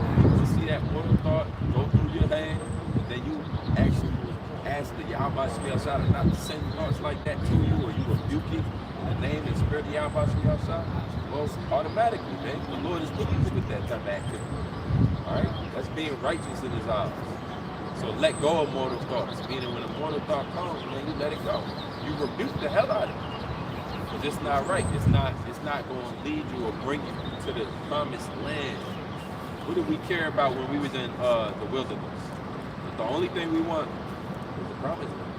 We was dwelling in it for 40 years. Why? Because Israel was acting up. But the Lord said, at some point, we're going to give you the promised land. Right? You're going to cross Jordan and get to the promised land. Go ahead, Al. It says, let go from deep mortal thoughts. Cast away the burdens of man. Put off now the weak nature. And set. Yep, put off now the weak nature, man. Don't even trip on that. That's a spirit right there. Read that again, huh? It says, let go from deep mortal thoughts. Cast away the burdens of man. Yep. Put off now the weak nature. Put off the weak nature. Some brothers is built up. Just like you get your muscles when you work out. You have a good ass workout. You feel strong. Over time, you feel strong. The Lord allows us to put off His weak nature, so it comes a lot more easy as time goes on. Right? And you built up. Again, building your spiritual bank account. What's up, Alex? Oh yeah, one more. It says, and set aside the thoughts that is most heavy unto thee, and haste thee to flee from these times. It's heavy to do anything that weigh you down, man. There's a lot of things. Rose could sit back here and listen to all the things that can weigh you down, right? You feel obligated to. You feel like you're caught up in this situation. But those things is the same very thoughts that will hold you back. Will make you feel like make you desire to go back in the world. So you gotta watch that shit. You gotta pray, ask the Lord, repent, then you gotta anoint yourself and continue that process. Pray without ceasing, because we spiritually battling. Just because you don't see us with physical swords don't mean brothers ain't in the actual midst of the battle. Spiritually, getting attacks, all types of demonic attacks, vibration that Esau pushes out here to get you walked back in this. We don't care about the people that's already. It's about you now. And all you got to do is single it out. Now your algorithm is all about everything you used to lust for back in the world. You know exactly how to manipulate you if possible. That's why I say if it was possible to see the very elect. So the Yahweh Shemiyah pretty much steps in the way, making sure that nothing too heavy can come to you. Because right now it's a demon that can come upon you and that's it. Most brothers who fall out, it's a demon that jumps, and then that's it. I got some really good. It's the book of Matthew 11, and I'm gonna start at verse 28. It says, "Come unto me, all ye that labor and are heavy laden, and I will give you rest." Just bagging up what you said. What you got? Right. Hey, the heavy rest is needed, man, because we under a lot of pressure in this truth, man. Dealing with ourselves, number one, making sure you examining yourself right, and then two, making sure you rightly dividing the word of truth, right? Being steadfast, endurance. Brothers are skillful. You become skillful in the art Hebrew Israelite, not just enduring like a man in the word, enduring as a Hebrew Israelite, a believer in Yahweh Shah. So the look, Baba Shah, one more time, Bob. God, it's the book of St. Matthew 11, in verse 28 again. It says, "Come unto me, all ye that labor and are heavy laden." Hey, we have Yahweh Shah. I quoted earlier, cast your cares upon me. Brothers should do that constantly. Your cares is the things that get taken back out of this world. So you're heavy laden with all this madness and whatever you got going on at any given time, whatever spirit of demon entice you back into the world, which is a constant, consistent thing, usually, right? Unless the Lord just don't plague you that way. He might plague a certain brother in a different way, right? Maybe certain brothers just got mad opportunities to make bread and just got to deny it all day. That's a plague of the mind. He got to cast that off. Some brothers got, family members that are doing well off, and they can easily pull them into that game, but that would interfere with his work or his ministry. Some brothers can do that. They can maintain both types of atmosphere. All right, but then their plague is going to come through a different atmosphere. So constantly praying your prayer, meditation about these scriptures, about the Lord, holding our burdens for, making this work, this walk light, right? So that we can get out here and do what we're supposed to do, man. Ultimately, it ain't for clout. It ain't for like we trying to get a reputation in this world. This is the same world we can care less about. This is where a lot of people can't get fucked up over, because they trying to still make a name here where this place gonna be destroyed. There ain't no name here. There ain't no eternal name in here. Babylon ain't eternal. But the fight is so that we can understanding the scriptures, right? Which the fear of the Lord is persuade man. We're understanding of what the Lord gonna do. We're trying to be preserved. This is a part of our diligence to make our calling and election sure. We want to be delivered out of here. That's the end goal. Fame, we care less about it. If somebody knows who we are or not, it don't matter. That's why when we around other people or work, we don't be wearing fringes, right? Because you don't care about them now. If you was trying to make a name, yeah, I'll be over here. Now you have to have that conversation every day. When that get the word out, some people get it misconstrued. They say, well, y'all should be here. There's more people there. Then they don't understand. You gotta operate in the spirit all the time. We went to the certain parts of the areas, right, of town, of Birmingham, we would get shot at constantly.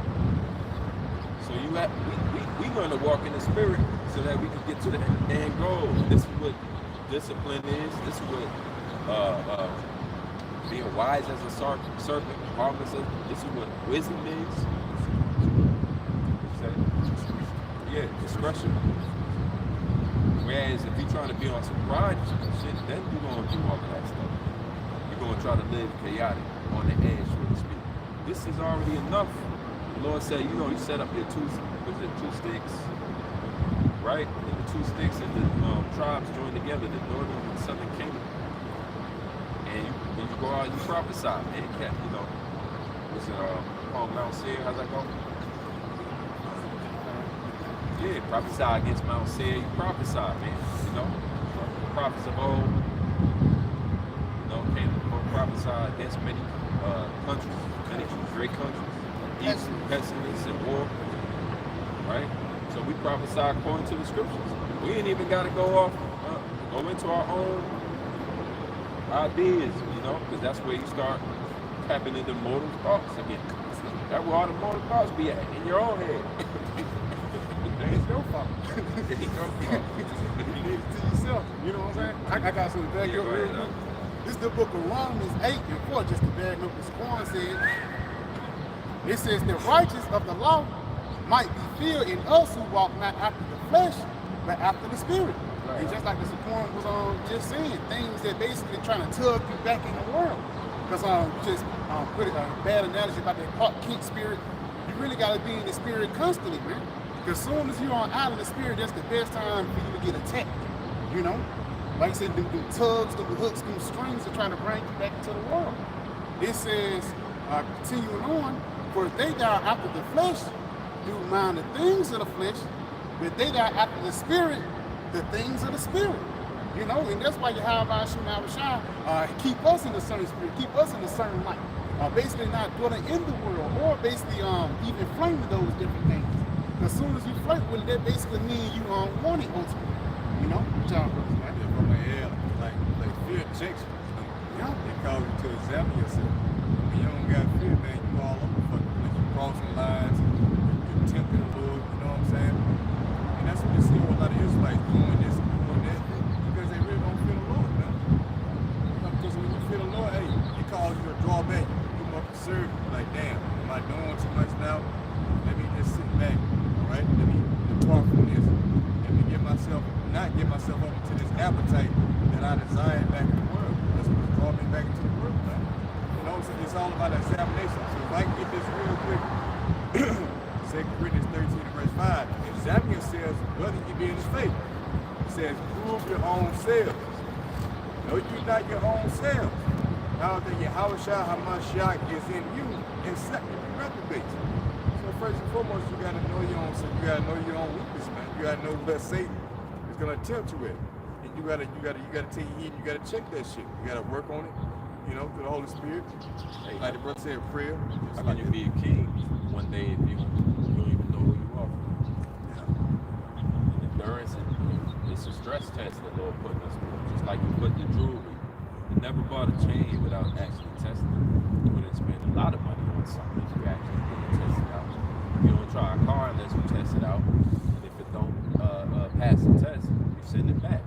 So the Lord tests us out, but in the process of that, we find out who we are. We learn ourselves, man. And then you're closer to getting understanding about your weakness and your strengths, man. They say you're only as strong as the weakest link.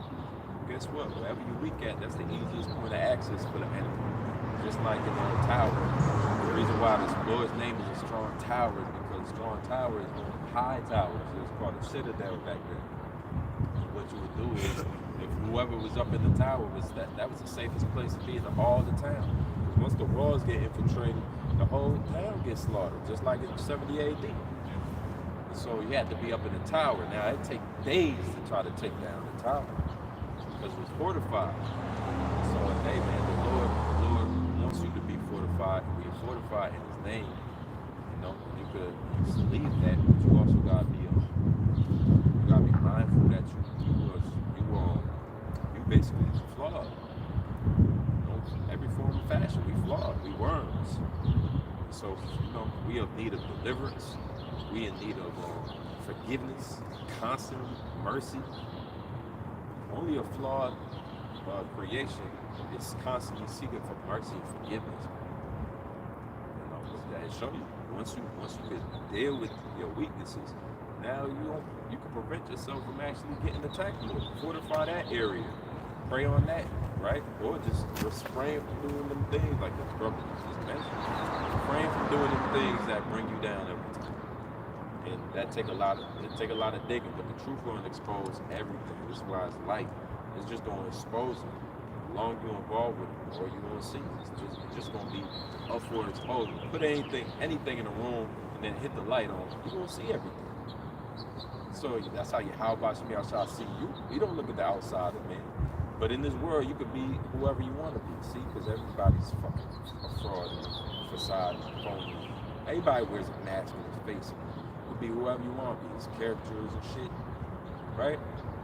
You could skip town, you could leave town and be somebody completely different, right? Women do it all the time. I got 2 bodies, but then she go back to where she from, she got 30 bodies.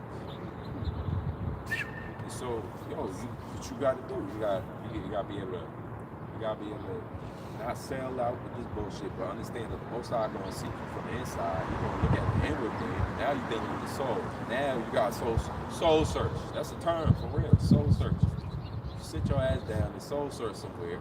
You right? Turn off all the fucking distractions and the noise, and then you can get a moment to do that and reflect. That's why scriptures talking.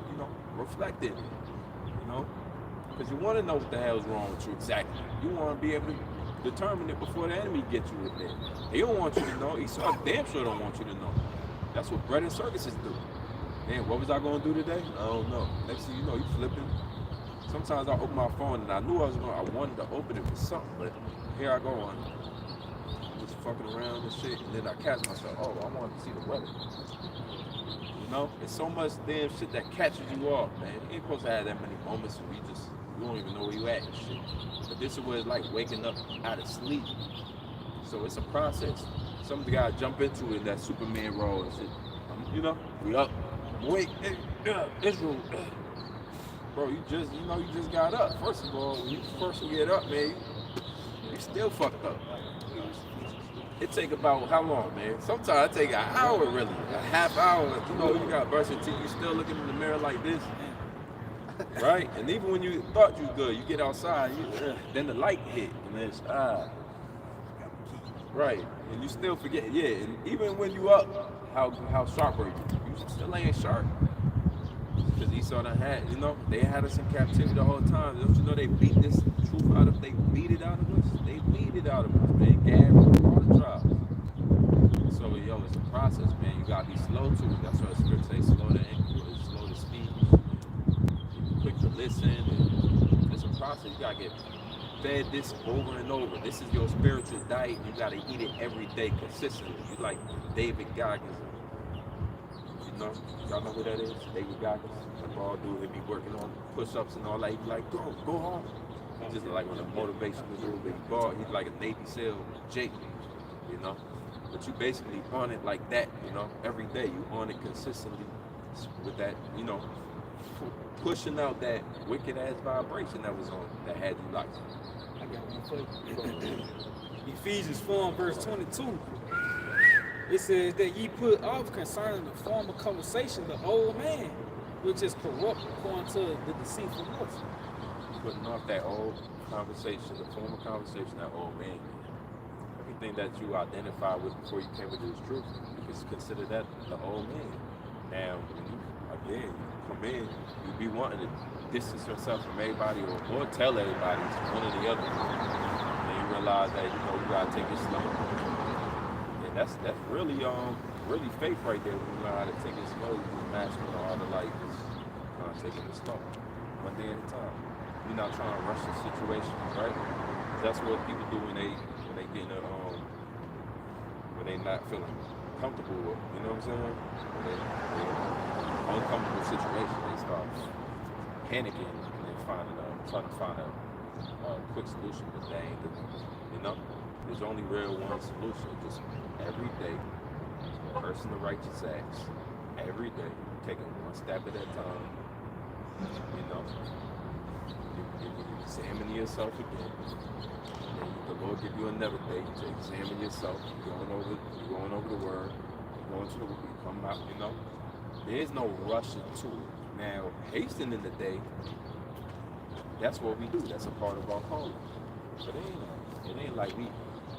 You know, you don't rush. The Lord gonna speed the time up around you, right? Except those days be short. So the Lord doing it. But for us, it's kind of like we gotta be in the right pace. It's a marathon again, right? What Paul said, like run how you run. Say it again. Right, right. So strive for the mastery. By the way, mastery is a process, man. You know, you gotta think of like that movie Karate Kid. And we're going to learn the first thing you learn about karate was waxing on to do some movements, right? He didn't understand that at the time. That's what this process is like. It's repetition over and over. But then by the time you really master it, right? It's a different feel, but you embody it. It's second nature by that time. All the moves and everything is second nature. Go ahead. It says, and be renewed in the spirit of your mind, and that he put on the new man, which after the Most High, Yahweh Shema Shai, is created in righteousness and true holiness. New man. So, you know, he's complete now. Whereas before he was kind of all over the place. In the world, he was all over the place. You ain't really know what you wanted to do. You was just waiting for the next somebody to tell you what to do. Or you just trying to follow somebody else. You just a follower in the world. know, in every sense of the word. In this truth, we learn about critical thinking. You know, you got to learn how to adapt and use wisdom and apply wisdom of the scriptures. Whereas you wouldn't apply no wisdom in the world, you would have just been carelessly out here. That's where careless come from. People that don't apply anything, no logic, no sense at all. You can really just be a brain dead idiot, which most people are, and just walk around here, man. They'll pay you for that, right? The whole life is filled with that. Then you stumble upon prophets. What are they to make of this? From their world, looking at us, they're like, what? You know what I'm saying? Yeah, you just scrolling through all people knitting and ASMR videos, bitches with nails on, right? And then all of a sudden you flip.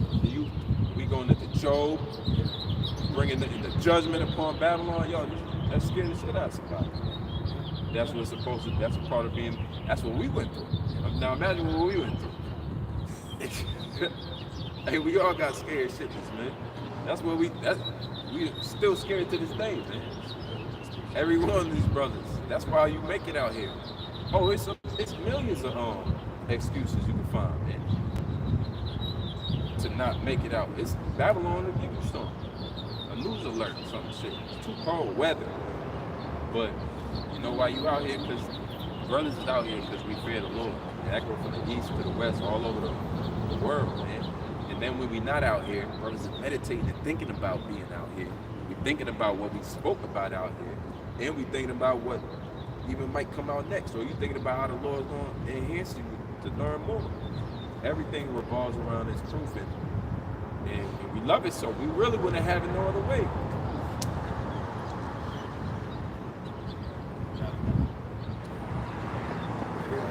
Proverbs 4 verse 18, it says, but the path of the just is as the shining light, and shineth more and more until the perfect day.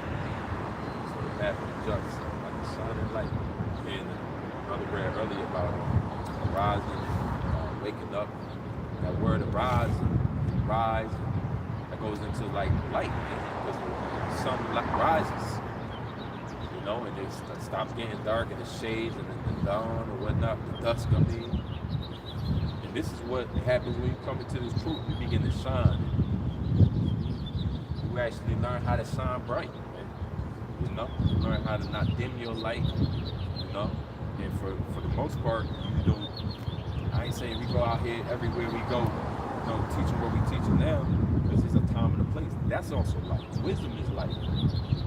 Right? So would it be as smart, would it be wise to do what we're doing right now, or dress like this at work, or start just going off and talking, you know what I mean? Would it be wise? Would it be wise? You know, you at the bank and now you're going, you know, it's a long line, you just want to stop everybody. That's what some people do, they stop everybody, they go into it. You know, at some point in time before, when we first came to the camp, we used to, on the ride home, me and the brother used to be on the train, and we just be cussing out Edomites. We had to learn that wasn't what you do. That wasn't wise, man. We start cussing them out. Man, we started cussing them out in front of like kids. I really, for a while, I was basically following. You know, even when I was there, I was kind of like, man, I wouldn't do this if I was by myself. You know, when the Lord deal with you, give you more wisdom, man. You're gonna need to apply this. We in the end times. You don't got a lot of time to game with. And that's the heaviest part of it all, man. How long we got? How long you think we really got for this? For y'all to be scoffing. How long does a scoffer have to scoff? Yo, man. Hey, real quick. We got Proverbs 1:22. Come. This is the book of Proverbs, chapter 1 and verse 22. How long, ye simple ones, will ye love simplicity? And the scorners delight in their scorning, and fools hate knowledge. So you got the fool, the scorner, and the simple ones. And that's what makes up 2/3 of our people in the sun. Because they don't want to wake back up. They steady being asleep, enjoying their slumber, trying to be an American, a proud devil. But how long? Because for us, we're counting down. Y'all counting up the years. 2026, 7. Y'all enjoy it. We're counting down. It's a countdown over here. And like any movie or good movie you've seen, countdowns, man, That's exciting. Countdown is, that makes it automatically, it's a thriller movie. You think of a countdown, you think of a time bomb, 30-second, slow motion and shit. That's automatically, it's a thriller. You on the edge of your seat, you anticipating, is it gonna blow? Is it today? Like, is it now? And that's how we wake up to the news. You just, now, is it today? You know what I'm saying? Like, oh, okay. Right? What's the latest? More news on the mark. You see what Brothers did, the show it, but I don't know yet. Check the chat. That's how it is. Because we're counting down.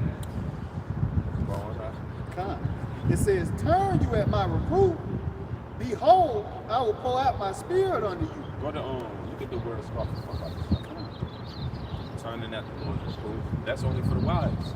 Because these are wisdom, wise words. Why else would the foolish man sit and try to deal with us?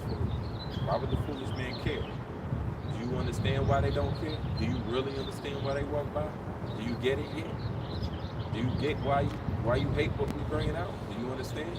Whereas the scripture tell you the wise won't listen and turn that reproof, but the scoffers gonna keep doing that. Do you get it? Because this is a book for wisdom, the wise is going to find this book. And the foolish is going to hate it or rebuke it and not want it to be taught because they want to stay in a foolish way. So, the word for you got the in the middle of this school. I don't think. It's that word scorner. Strong's H3887.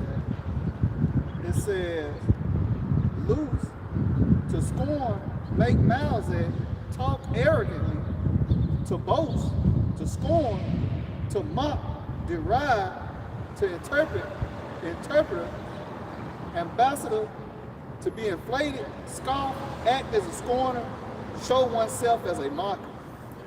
Inflated. Think of an inflated ego. That's what I'm thinking about. I'm thinking of somebody that their head's too big, they can't see. So it's a lot of blind. And that's why the Lord was like, this blind lead the blind. That's a sight to see. If you ever seen, one time we actually was at camp, we seen two blind people walk by. And he was like leading them. You know what I mean? That was a spiritual moment. But that's how that happens all the time, every day. That's what we're looking at when it comes to the 2/3. Hey, but that's it. What's up? You had any more than that? No. That was it. Go ahead, man.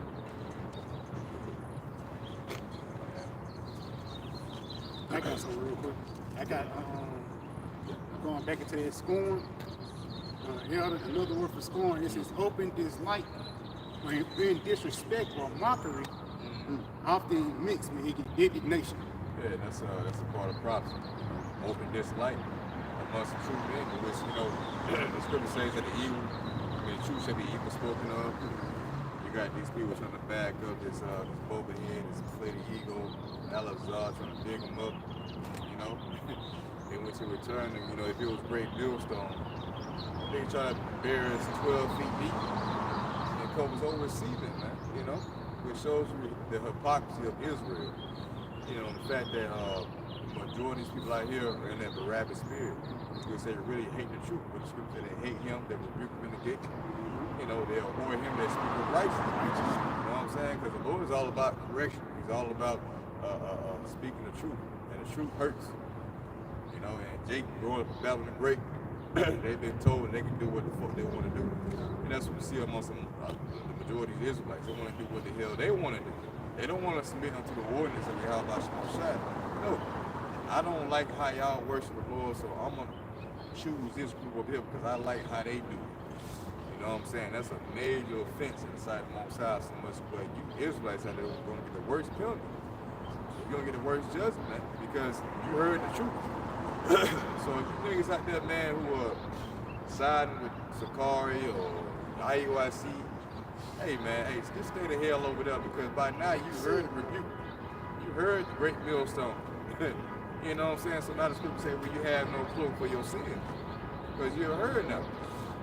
So it ain't no reason for you to come over now because we see that you're not sincere. You're not about the word of Yahweh Shemon Shah, man. All right? So when the Lord smite your shepherds and you start to scatter, and just stay your ass where you at, man. You know? So each your own device. When Proverbs 1st chapter goes into, it should be filled with their own devices. Because the Lord finna get ready to smite you niggas, man. You know? And that's what Jeremiah 15 is gonna come into play. Hey, something for the sword to the sword. Such as death to the death, such as the famine to the famine, and to the captivity to the captivity. Because you are not sincere. You're not about the word of truth. Everybody got to be Jeremiah 5. This Proverbs. You done up? Members in on Yeah, this is Proverbs chapter 3 and verse 7. It says, "Be not wise in thy own eyes. Fear the Lord and depart from evil." Yeah, be not wise in your own eyes, man. You're not supposed to be judged according to your sight. Yahweh Shai, Isaiah 11 chapter goes into that he should not judge by his sight. All right, according to what he sees. But it's going to be according to what he spoke. Yeah, I got this one. It's in Luke 9 and 26. For whosoever shall be ashamed of me and of ashamed of my words, of him shall the Son of Man be ashamed. And that's not just talking about the Gospels. This is actually talking about the entirety of the book. As Yahweh Shai is the word of the Most High. He comes in the volume of the book. So he represents the law and everything in this totality in which you Israelites boast in that you keep. But we bring out the law, especially with the great doctrine, Deuteronomy 22. Hey, you despise it. So you're not despising man, but you despising Yahweh Shai. Yahweh Shemon Shai, man, the word of the Most High. Which makes you a hypocrite by default. You see? That's the first person they call upon when they go do some shit. God, please, help me, please. But you think the Lord don't and wasn't watching you the whole time, losing all your tests? And that's a beautiful point because now you niggas want the mercy of David. Now the nigga want that. Now you want some sympathy. You know, in return, you know, before you was boasting in Levitical law, man. It was condemned to a dumbass. You know? It wasn't no mercy with the law. It was that you did this, all right, and you were okay, or you did this, it was off, you get punished for it, man. Letter of the law, they call it. Yeah, that'll kill him, man. You know, so yeah, you sodomite, put to death. Yeah. Bring your ass up and stone you in there, well, you know, now you niggas don't want that, man. Now you want the mercy of David. Fucking hypocrite. See how valuable Yahweh Shai is now. We understand that. We understand how valuable the Lord's sacrifice was as far as the nation, that we need a pardon. King David understood that. He committed offenses worthy of death according to the law, but the Lord showed him mercy. King Solomon. And when he came back, of course, as Yahweh Shai, man. You know, so he received the sure mercy of David. And we are looking for that same thing because we know that we're not perfect. We know we have committed offenses worthy of death, committed adultery, spiritual adultery, and also physical adultery. That we had to be forgiven for, you know. We needed mercy as well. This is Mate, too. We got the account where the woman who was accused of adultery was brought before Yahweh Shai, and immediately because they was like, look, they said she was caught in the act. She was caught, right? So there was no what's the word? It was reasonable doubt. I mean, no reasonable doubt they had it in the act.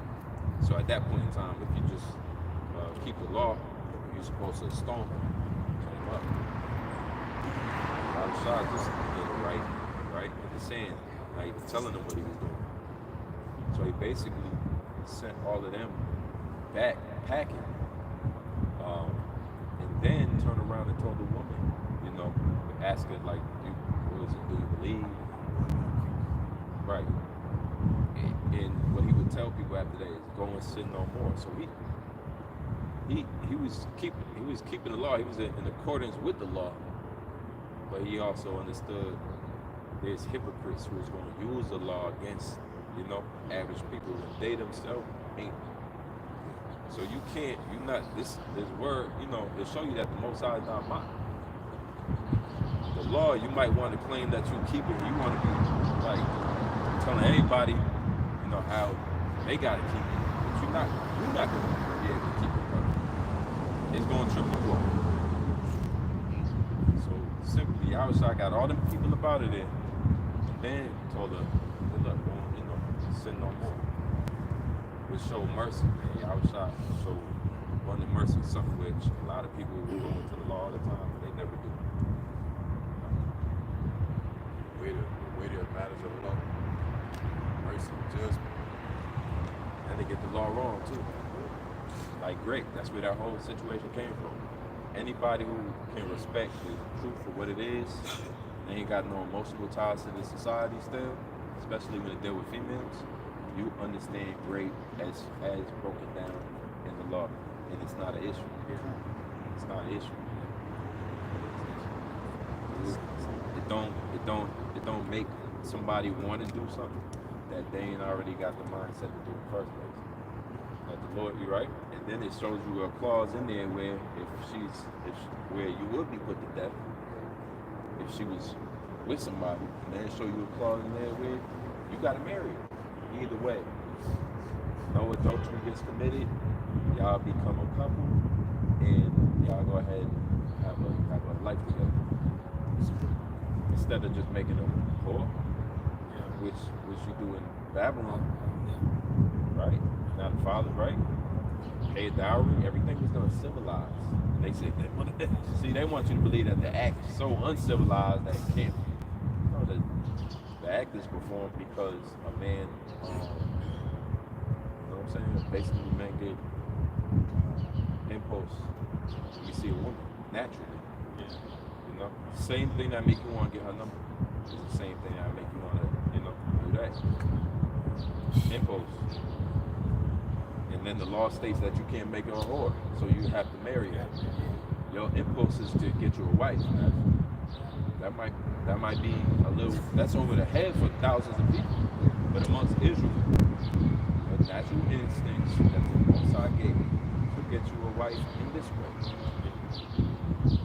And then you go on to have children, and she don't go through the rest of her life like a victim. You know what I'm saying? Crying and shit. She don't go through life like that. She go through life like, oh, that's how your husband got y'all? Let me tell you a story. Mine got me. You know what I'm saying? We was in the field. She don't, you know what I mean? When it's like a baby. Baby's there and the baby falls and you start, what's gonna happen? But if you be like, get your ass up, man, it's the same thing. Eve be tripping about shit that she would have never tripped about if Esau was there to be like, why is he cheated on you? Yeah, right. He's got more than one. What do you mean? We going into and then they go into the law and they tell you can't have more than one wife. So you don't know what to believe of these people no more. They want to see America in the scriptures. They trying to see America is like, this is a captivity. Somebody's phone about to die. You know, it's just captivity. Everything Esau, your oppressor, going to teach you is going to corrode your arteries or whatever they call it. So, you know, mess you up. Anything Esau teach you, because he's not on the level. And then you getting taught by the fucking lesser Edomites. What level are they on? If you go inside your school teacher house right now, your first grade school teacher house right now, man, it's pork in the fridge. She ain't on no level, but she was making sure you. So you got taught from a child, man, all the way through. You was around your teachers more than you around your parents. What do they teach you? Low level Edomites, poison, the same shit that they learned. That's why you gotta get back into the scriptures. If you know it's safe for you. This place ain't safe. Got out. It's a lot of my bad elder. Even like the hidden and quitted doctrine. You know, it was even ordered in the ancient times. Like you deal with a woman, you have to really take care of her, man. You know what I mean? You got a wife. You can do that if you want. But you're gonna get a wife out of it. Yeah. So you think Jake had the mindset that they're just gonna go out and do it every day? Right. Eventually. First, I doubt that ever happened. like a nigga that he didn't go out, like he didn't go out in the woods, like they be looking for somebody, like a creep on. You know what I'm saying? Right. No, Yeah, think about that. Like, damn, if I do this, then I gotta get a diary. Yeah, you damn right, man. Wipe this one. Yeah. It's a whole process, man. He knew the law. Yeah. Before he probably, it ain't like, oh, nah, you walking up there like, damn. The law. I got it. Yeah, look at what time is it? Man, fuck that. Yo, man, you got to think about that, man. Jake knew the law. It's not like here where you be 35 and you just learn about this. Yo, that's crazy. Nah, man, you was a child and you understood that shit. You before you even got your first, you know, you popping seeds, man. You was like, man, when I get old, man, you know, I'm gonna do certain things out older. But and, you know, but Jake, look, the law exposed a lot of Israel wickedness. Israel was also bringing extra, like holding on to sacrifices before it, so that they could go sin. They would hold on to the land, knowing that they're gonna sacrifice it on this day because they about to premeditatedly go do some evil tomorrow or some shit. So you see, you know, Israel's crazy. Like Israel had the law was there to show us how fucked up we was. It was you know, you had certain Jakes, but they caught the bad end of the stick with it, man. Yeah, that's fair, bro. That's fair. Now, but so in the ancient world, they wasn't walking along like that. And look how, but look, is that modest? No. Now you gotta talk about modesty. Because if it's supposed to happen anywhere, you would assume this is the area and the arena is gonna happen at. Look how they dress. But then you can't say nothing all that. See, this is why we gotta get the hell out of here. You can't even say that. Excuse me, I mean, she gonna say, what you looking at? Them tits is out here, like they in your face. She exposed. What are you looking at? Oh man, for me, they suppress masculinity. You know, they made being masculine weird in America. That's weird. And even yeah, cause they call that shit. They call it toxic. You know what I mean? And even you approaching a woman, they trying to make men approaching women weird, man. You know, bitch, she always jumping and shit. It's like, goddamn, this normal. Hey, how you doing? You know what I mean? But America making that shit strange now. Bitch, she call you weird because you think she beautiful, man. You know? But even going back, it's like going back on that grape too. You know, it's a lot of Jakes, you know, especially back in the ancient time, they called the bad end of the stick. He had a story of, man, you do that shit. How you, your auntie, you know what I mean? I took her, and look at me now.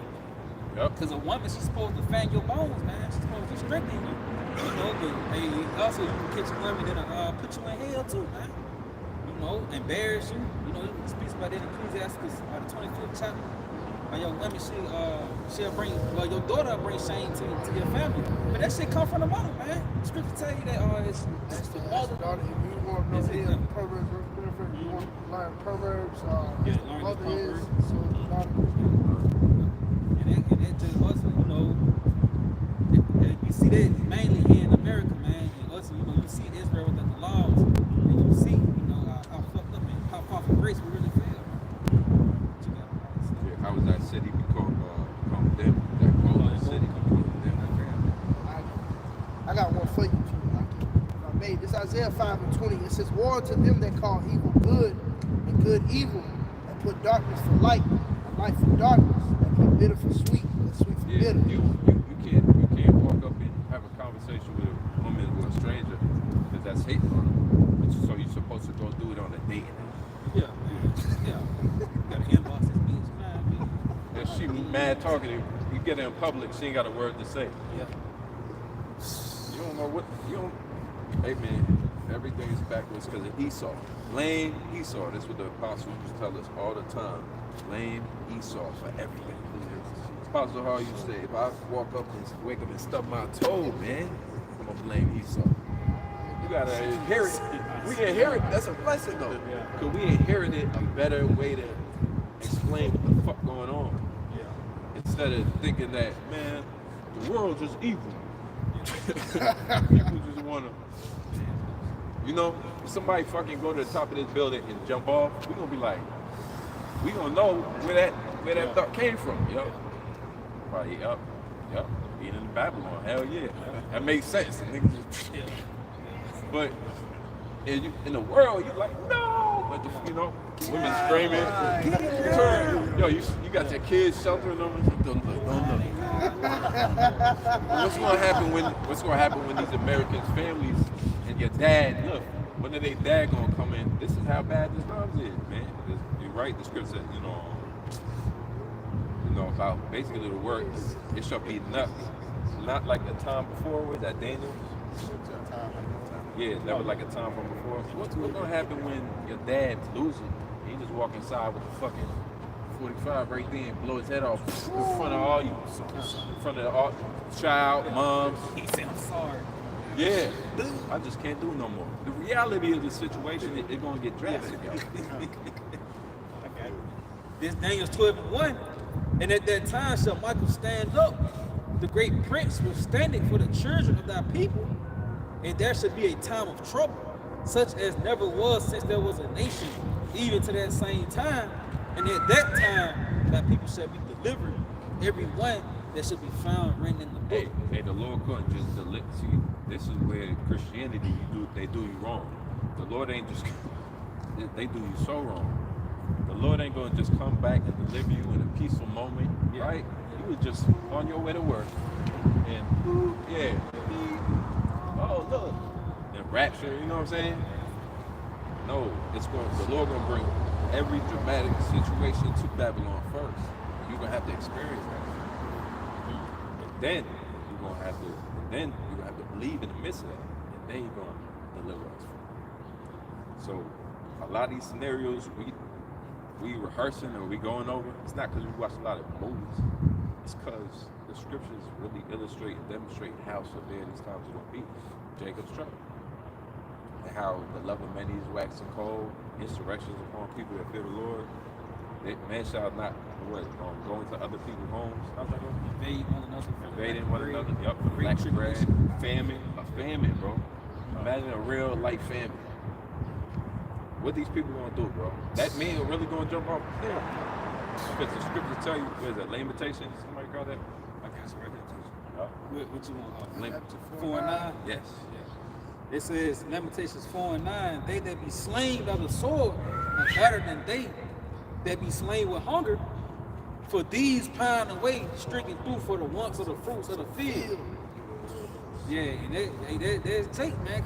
They gonna scratch and claw, you know, to get resources, man. But yet they gonna pine away, man.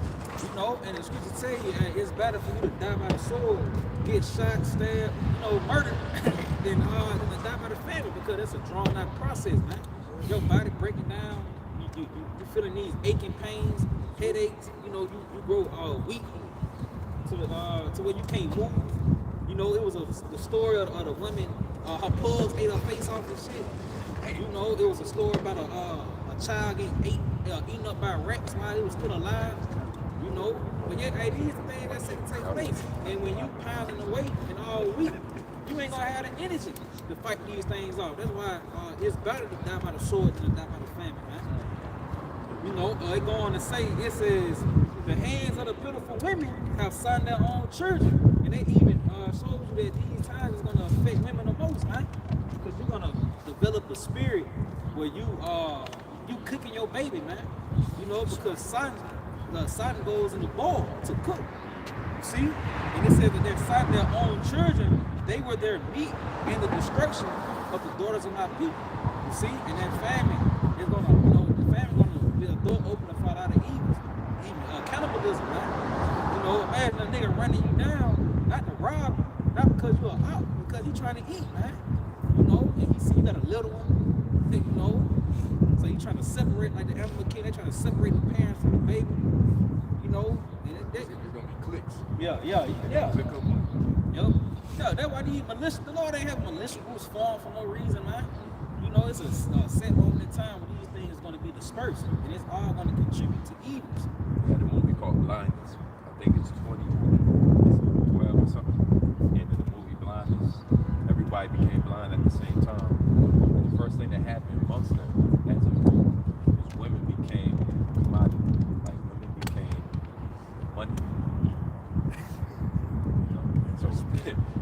something real that they ain't seen before in a long time, you're gonna see the movie Blind. Real quick.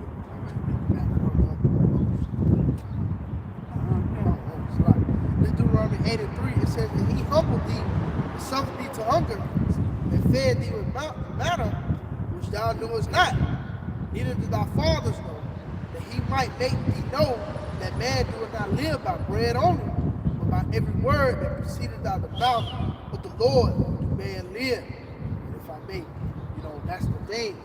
What's going to make a lot of you Jakes suffer, because like we mentioned earlier, you don't have a word of how much you got shot, man. You don't ultimately have comfort, man. All right, peace. Okay, so therefore, when the lack of resources come upon here in Babylon the Great, you niggas gonna be through, basically, man. And that's when you're gonna basically lean unto the flesh, right? Which we all know the script say, to lean on carnality is enmity with the Most High. Basically, the Lord is gonna lead you niggas to your delusions. Everything that you trust in and you believe in, the Lord is gonna lead you up into that, man. All right, and that's gonna cause prophecy to unfold again. Men going through houses, ravishing for the lack of bread. Like the elder mentioned, women becoming part of resources. Hey man, shit gonna get real out here, man. Hey, it makes sense right before a nuclear attack. That's it. Yeah. The only thing that can trump a whole chaotic scene is just a missile coming and blowing everything up. That show got crazy, bro. It's just gonna be crazy all the time, and then the missile will just show they most sides using these last minutes as a story that you ain't never seen before told. Famine, plagues, pestilence, and then a thermonuclear destruction. That's what you do when you mad. You ever stomped on some shit? Yeah. When you do all of that, man, you hated that shit, man. That's what the Most High gonna do. How we're gonna do it.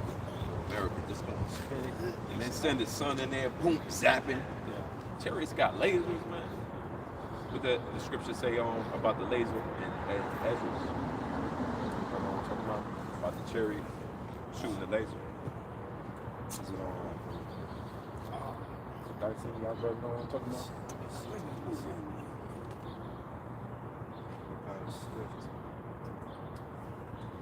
About the chariot coming. Is it the same one that Yet Thirst Fight?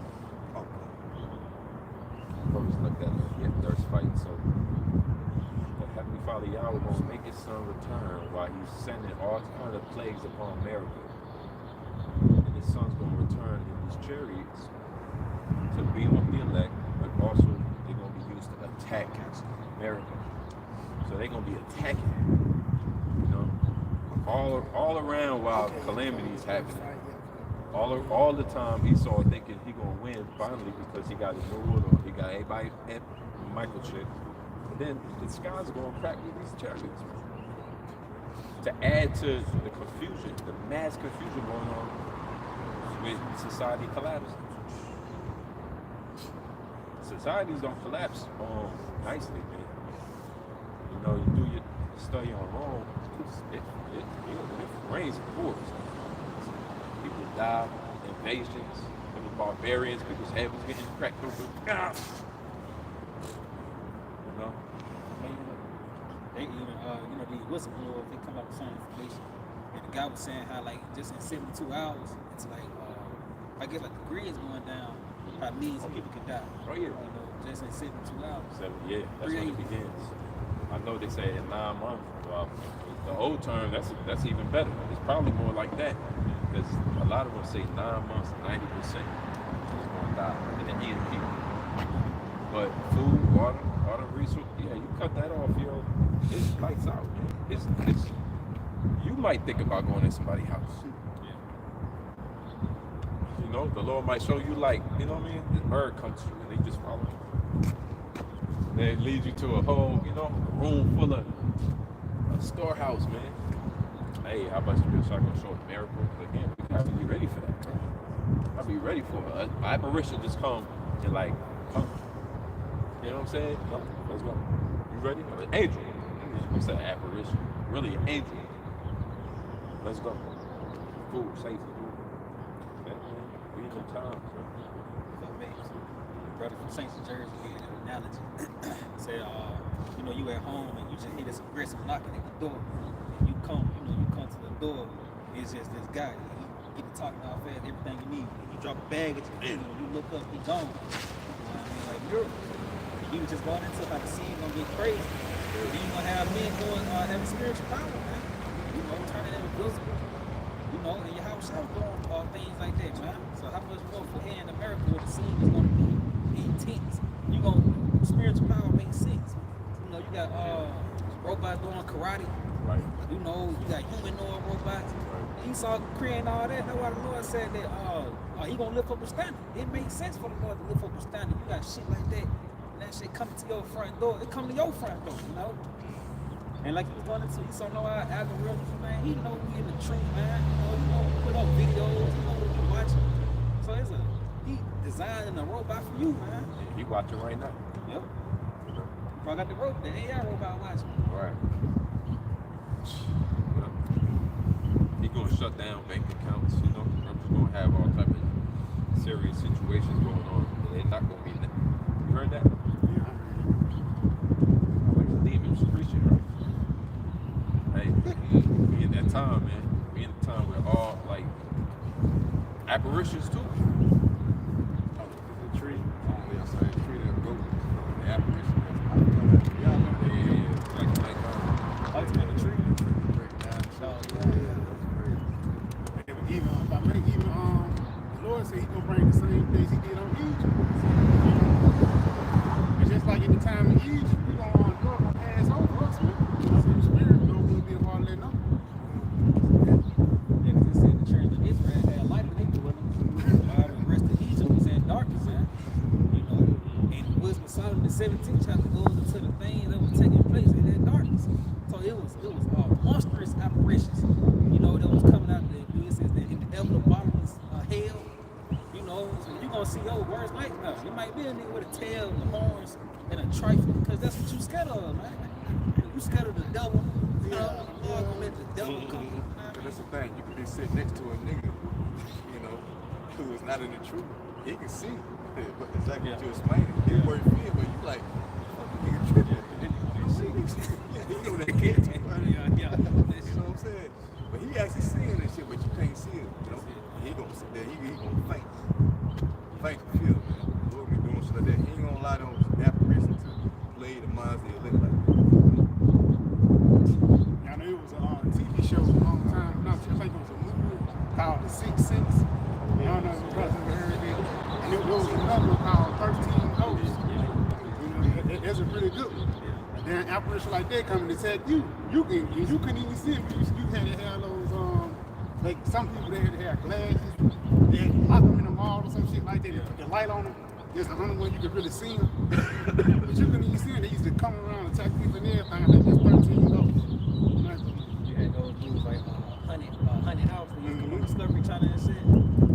They used to go out there and hunt ghosts. You know, those things gonna become real. Mama shot. And then the 13 Ghosts, is that the one with the mirrors? Yeah. They had to walk through the little wall. I think it was similar to like Hebrew. I don't think it was like Hebrew, but it was it went English, you know. It's a nice move. I watched it really. Appreciate that. This second Ezra 15 and verse 12, it's like in verse 11. But I will bring them with a mighty hand and stretched out arm and smite Egypt with plagues as before, and will destroy all the land thereof. See? Lord sent forth darkness. You read Exodus the 10th chapter, 20th verse, it goes into how the Lord told Moses to stretch forth his hand, and darkness came over the land of Egypt. And it was even so thick that it was felt, man. You know, it just felt like it was being compressed by something, you know, and it's gonna be the same here in America. Like if I may, I show it ain't far-fetched. You got Canada talking about, you know, cutting off the electricity, man. Yeah. You know, blackouts are coming. And then we seeing it in our times. You look at what was that, the DR, you know, the Dominican Republic, you know, Chile, Puerto Rico, you know, they just had, you know, blackouts. You know, how much more America, aka Babylon the Great, man? Yeah, it says Egypt shall mourn. All the foundation of it shall be smitten with the plagues and punishment that Yahweh shall bring upon you. real quick. It would make it worse about America, Babylon. Like, this place is the first world country. Yeah. They don't know how to act. They're scared of them. Convenience. All the convenience and comfort. You know. All of them. That's what they used to. Everybody got a fix. Yeah. Hey, hot water. I was thinking about that the other day. Man, I might have been in the shower when I thought about hot water. You know, a luxury. Most of the world can know how to bathe in the river and the lake. It just show you how the little things is gonna play. Flushing your toilet. Flushing your toilet, you know, they bug out because I do maintenance. You know, and nigga toilet get stopped up, nigga keep calling fucking all this shit. But you know, it be something like that. Your sink won't drain, man. And they gonna my bad. No, I was gonna say the fact you got fucking water, man. You know what I mean? Like, you figure out when you ain't got no water, that's when motherfuckers really appreciate that shit. You know what I mean? You water life. Yeah. So yeah, I can praise you was edified, and all honor, glory, and praise to Yahweh. Yahweh, by Hashem, Yahweh Shai, by Hashem, Rakakadash. So double honor to our teachers, the apostles, and the elder bishops of Great Millstone. Peace, love, and salutations to the Lord's elect. Until next time, say shalom. Shalom. Right. Right.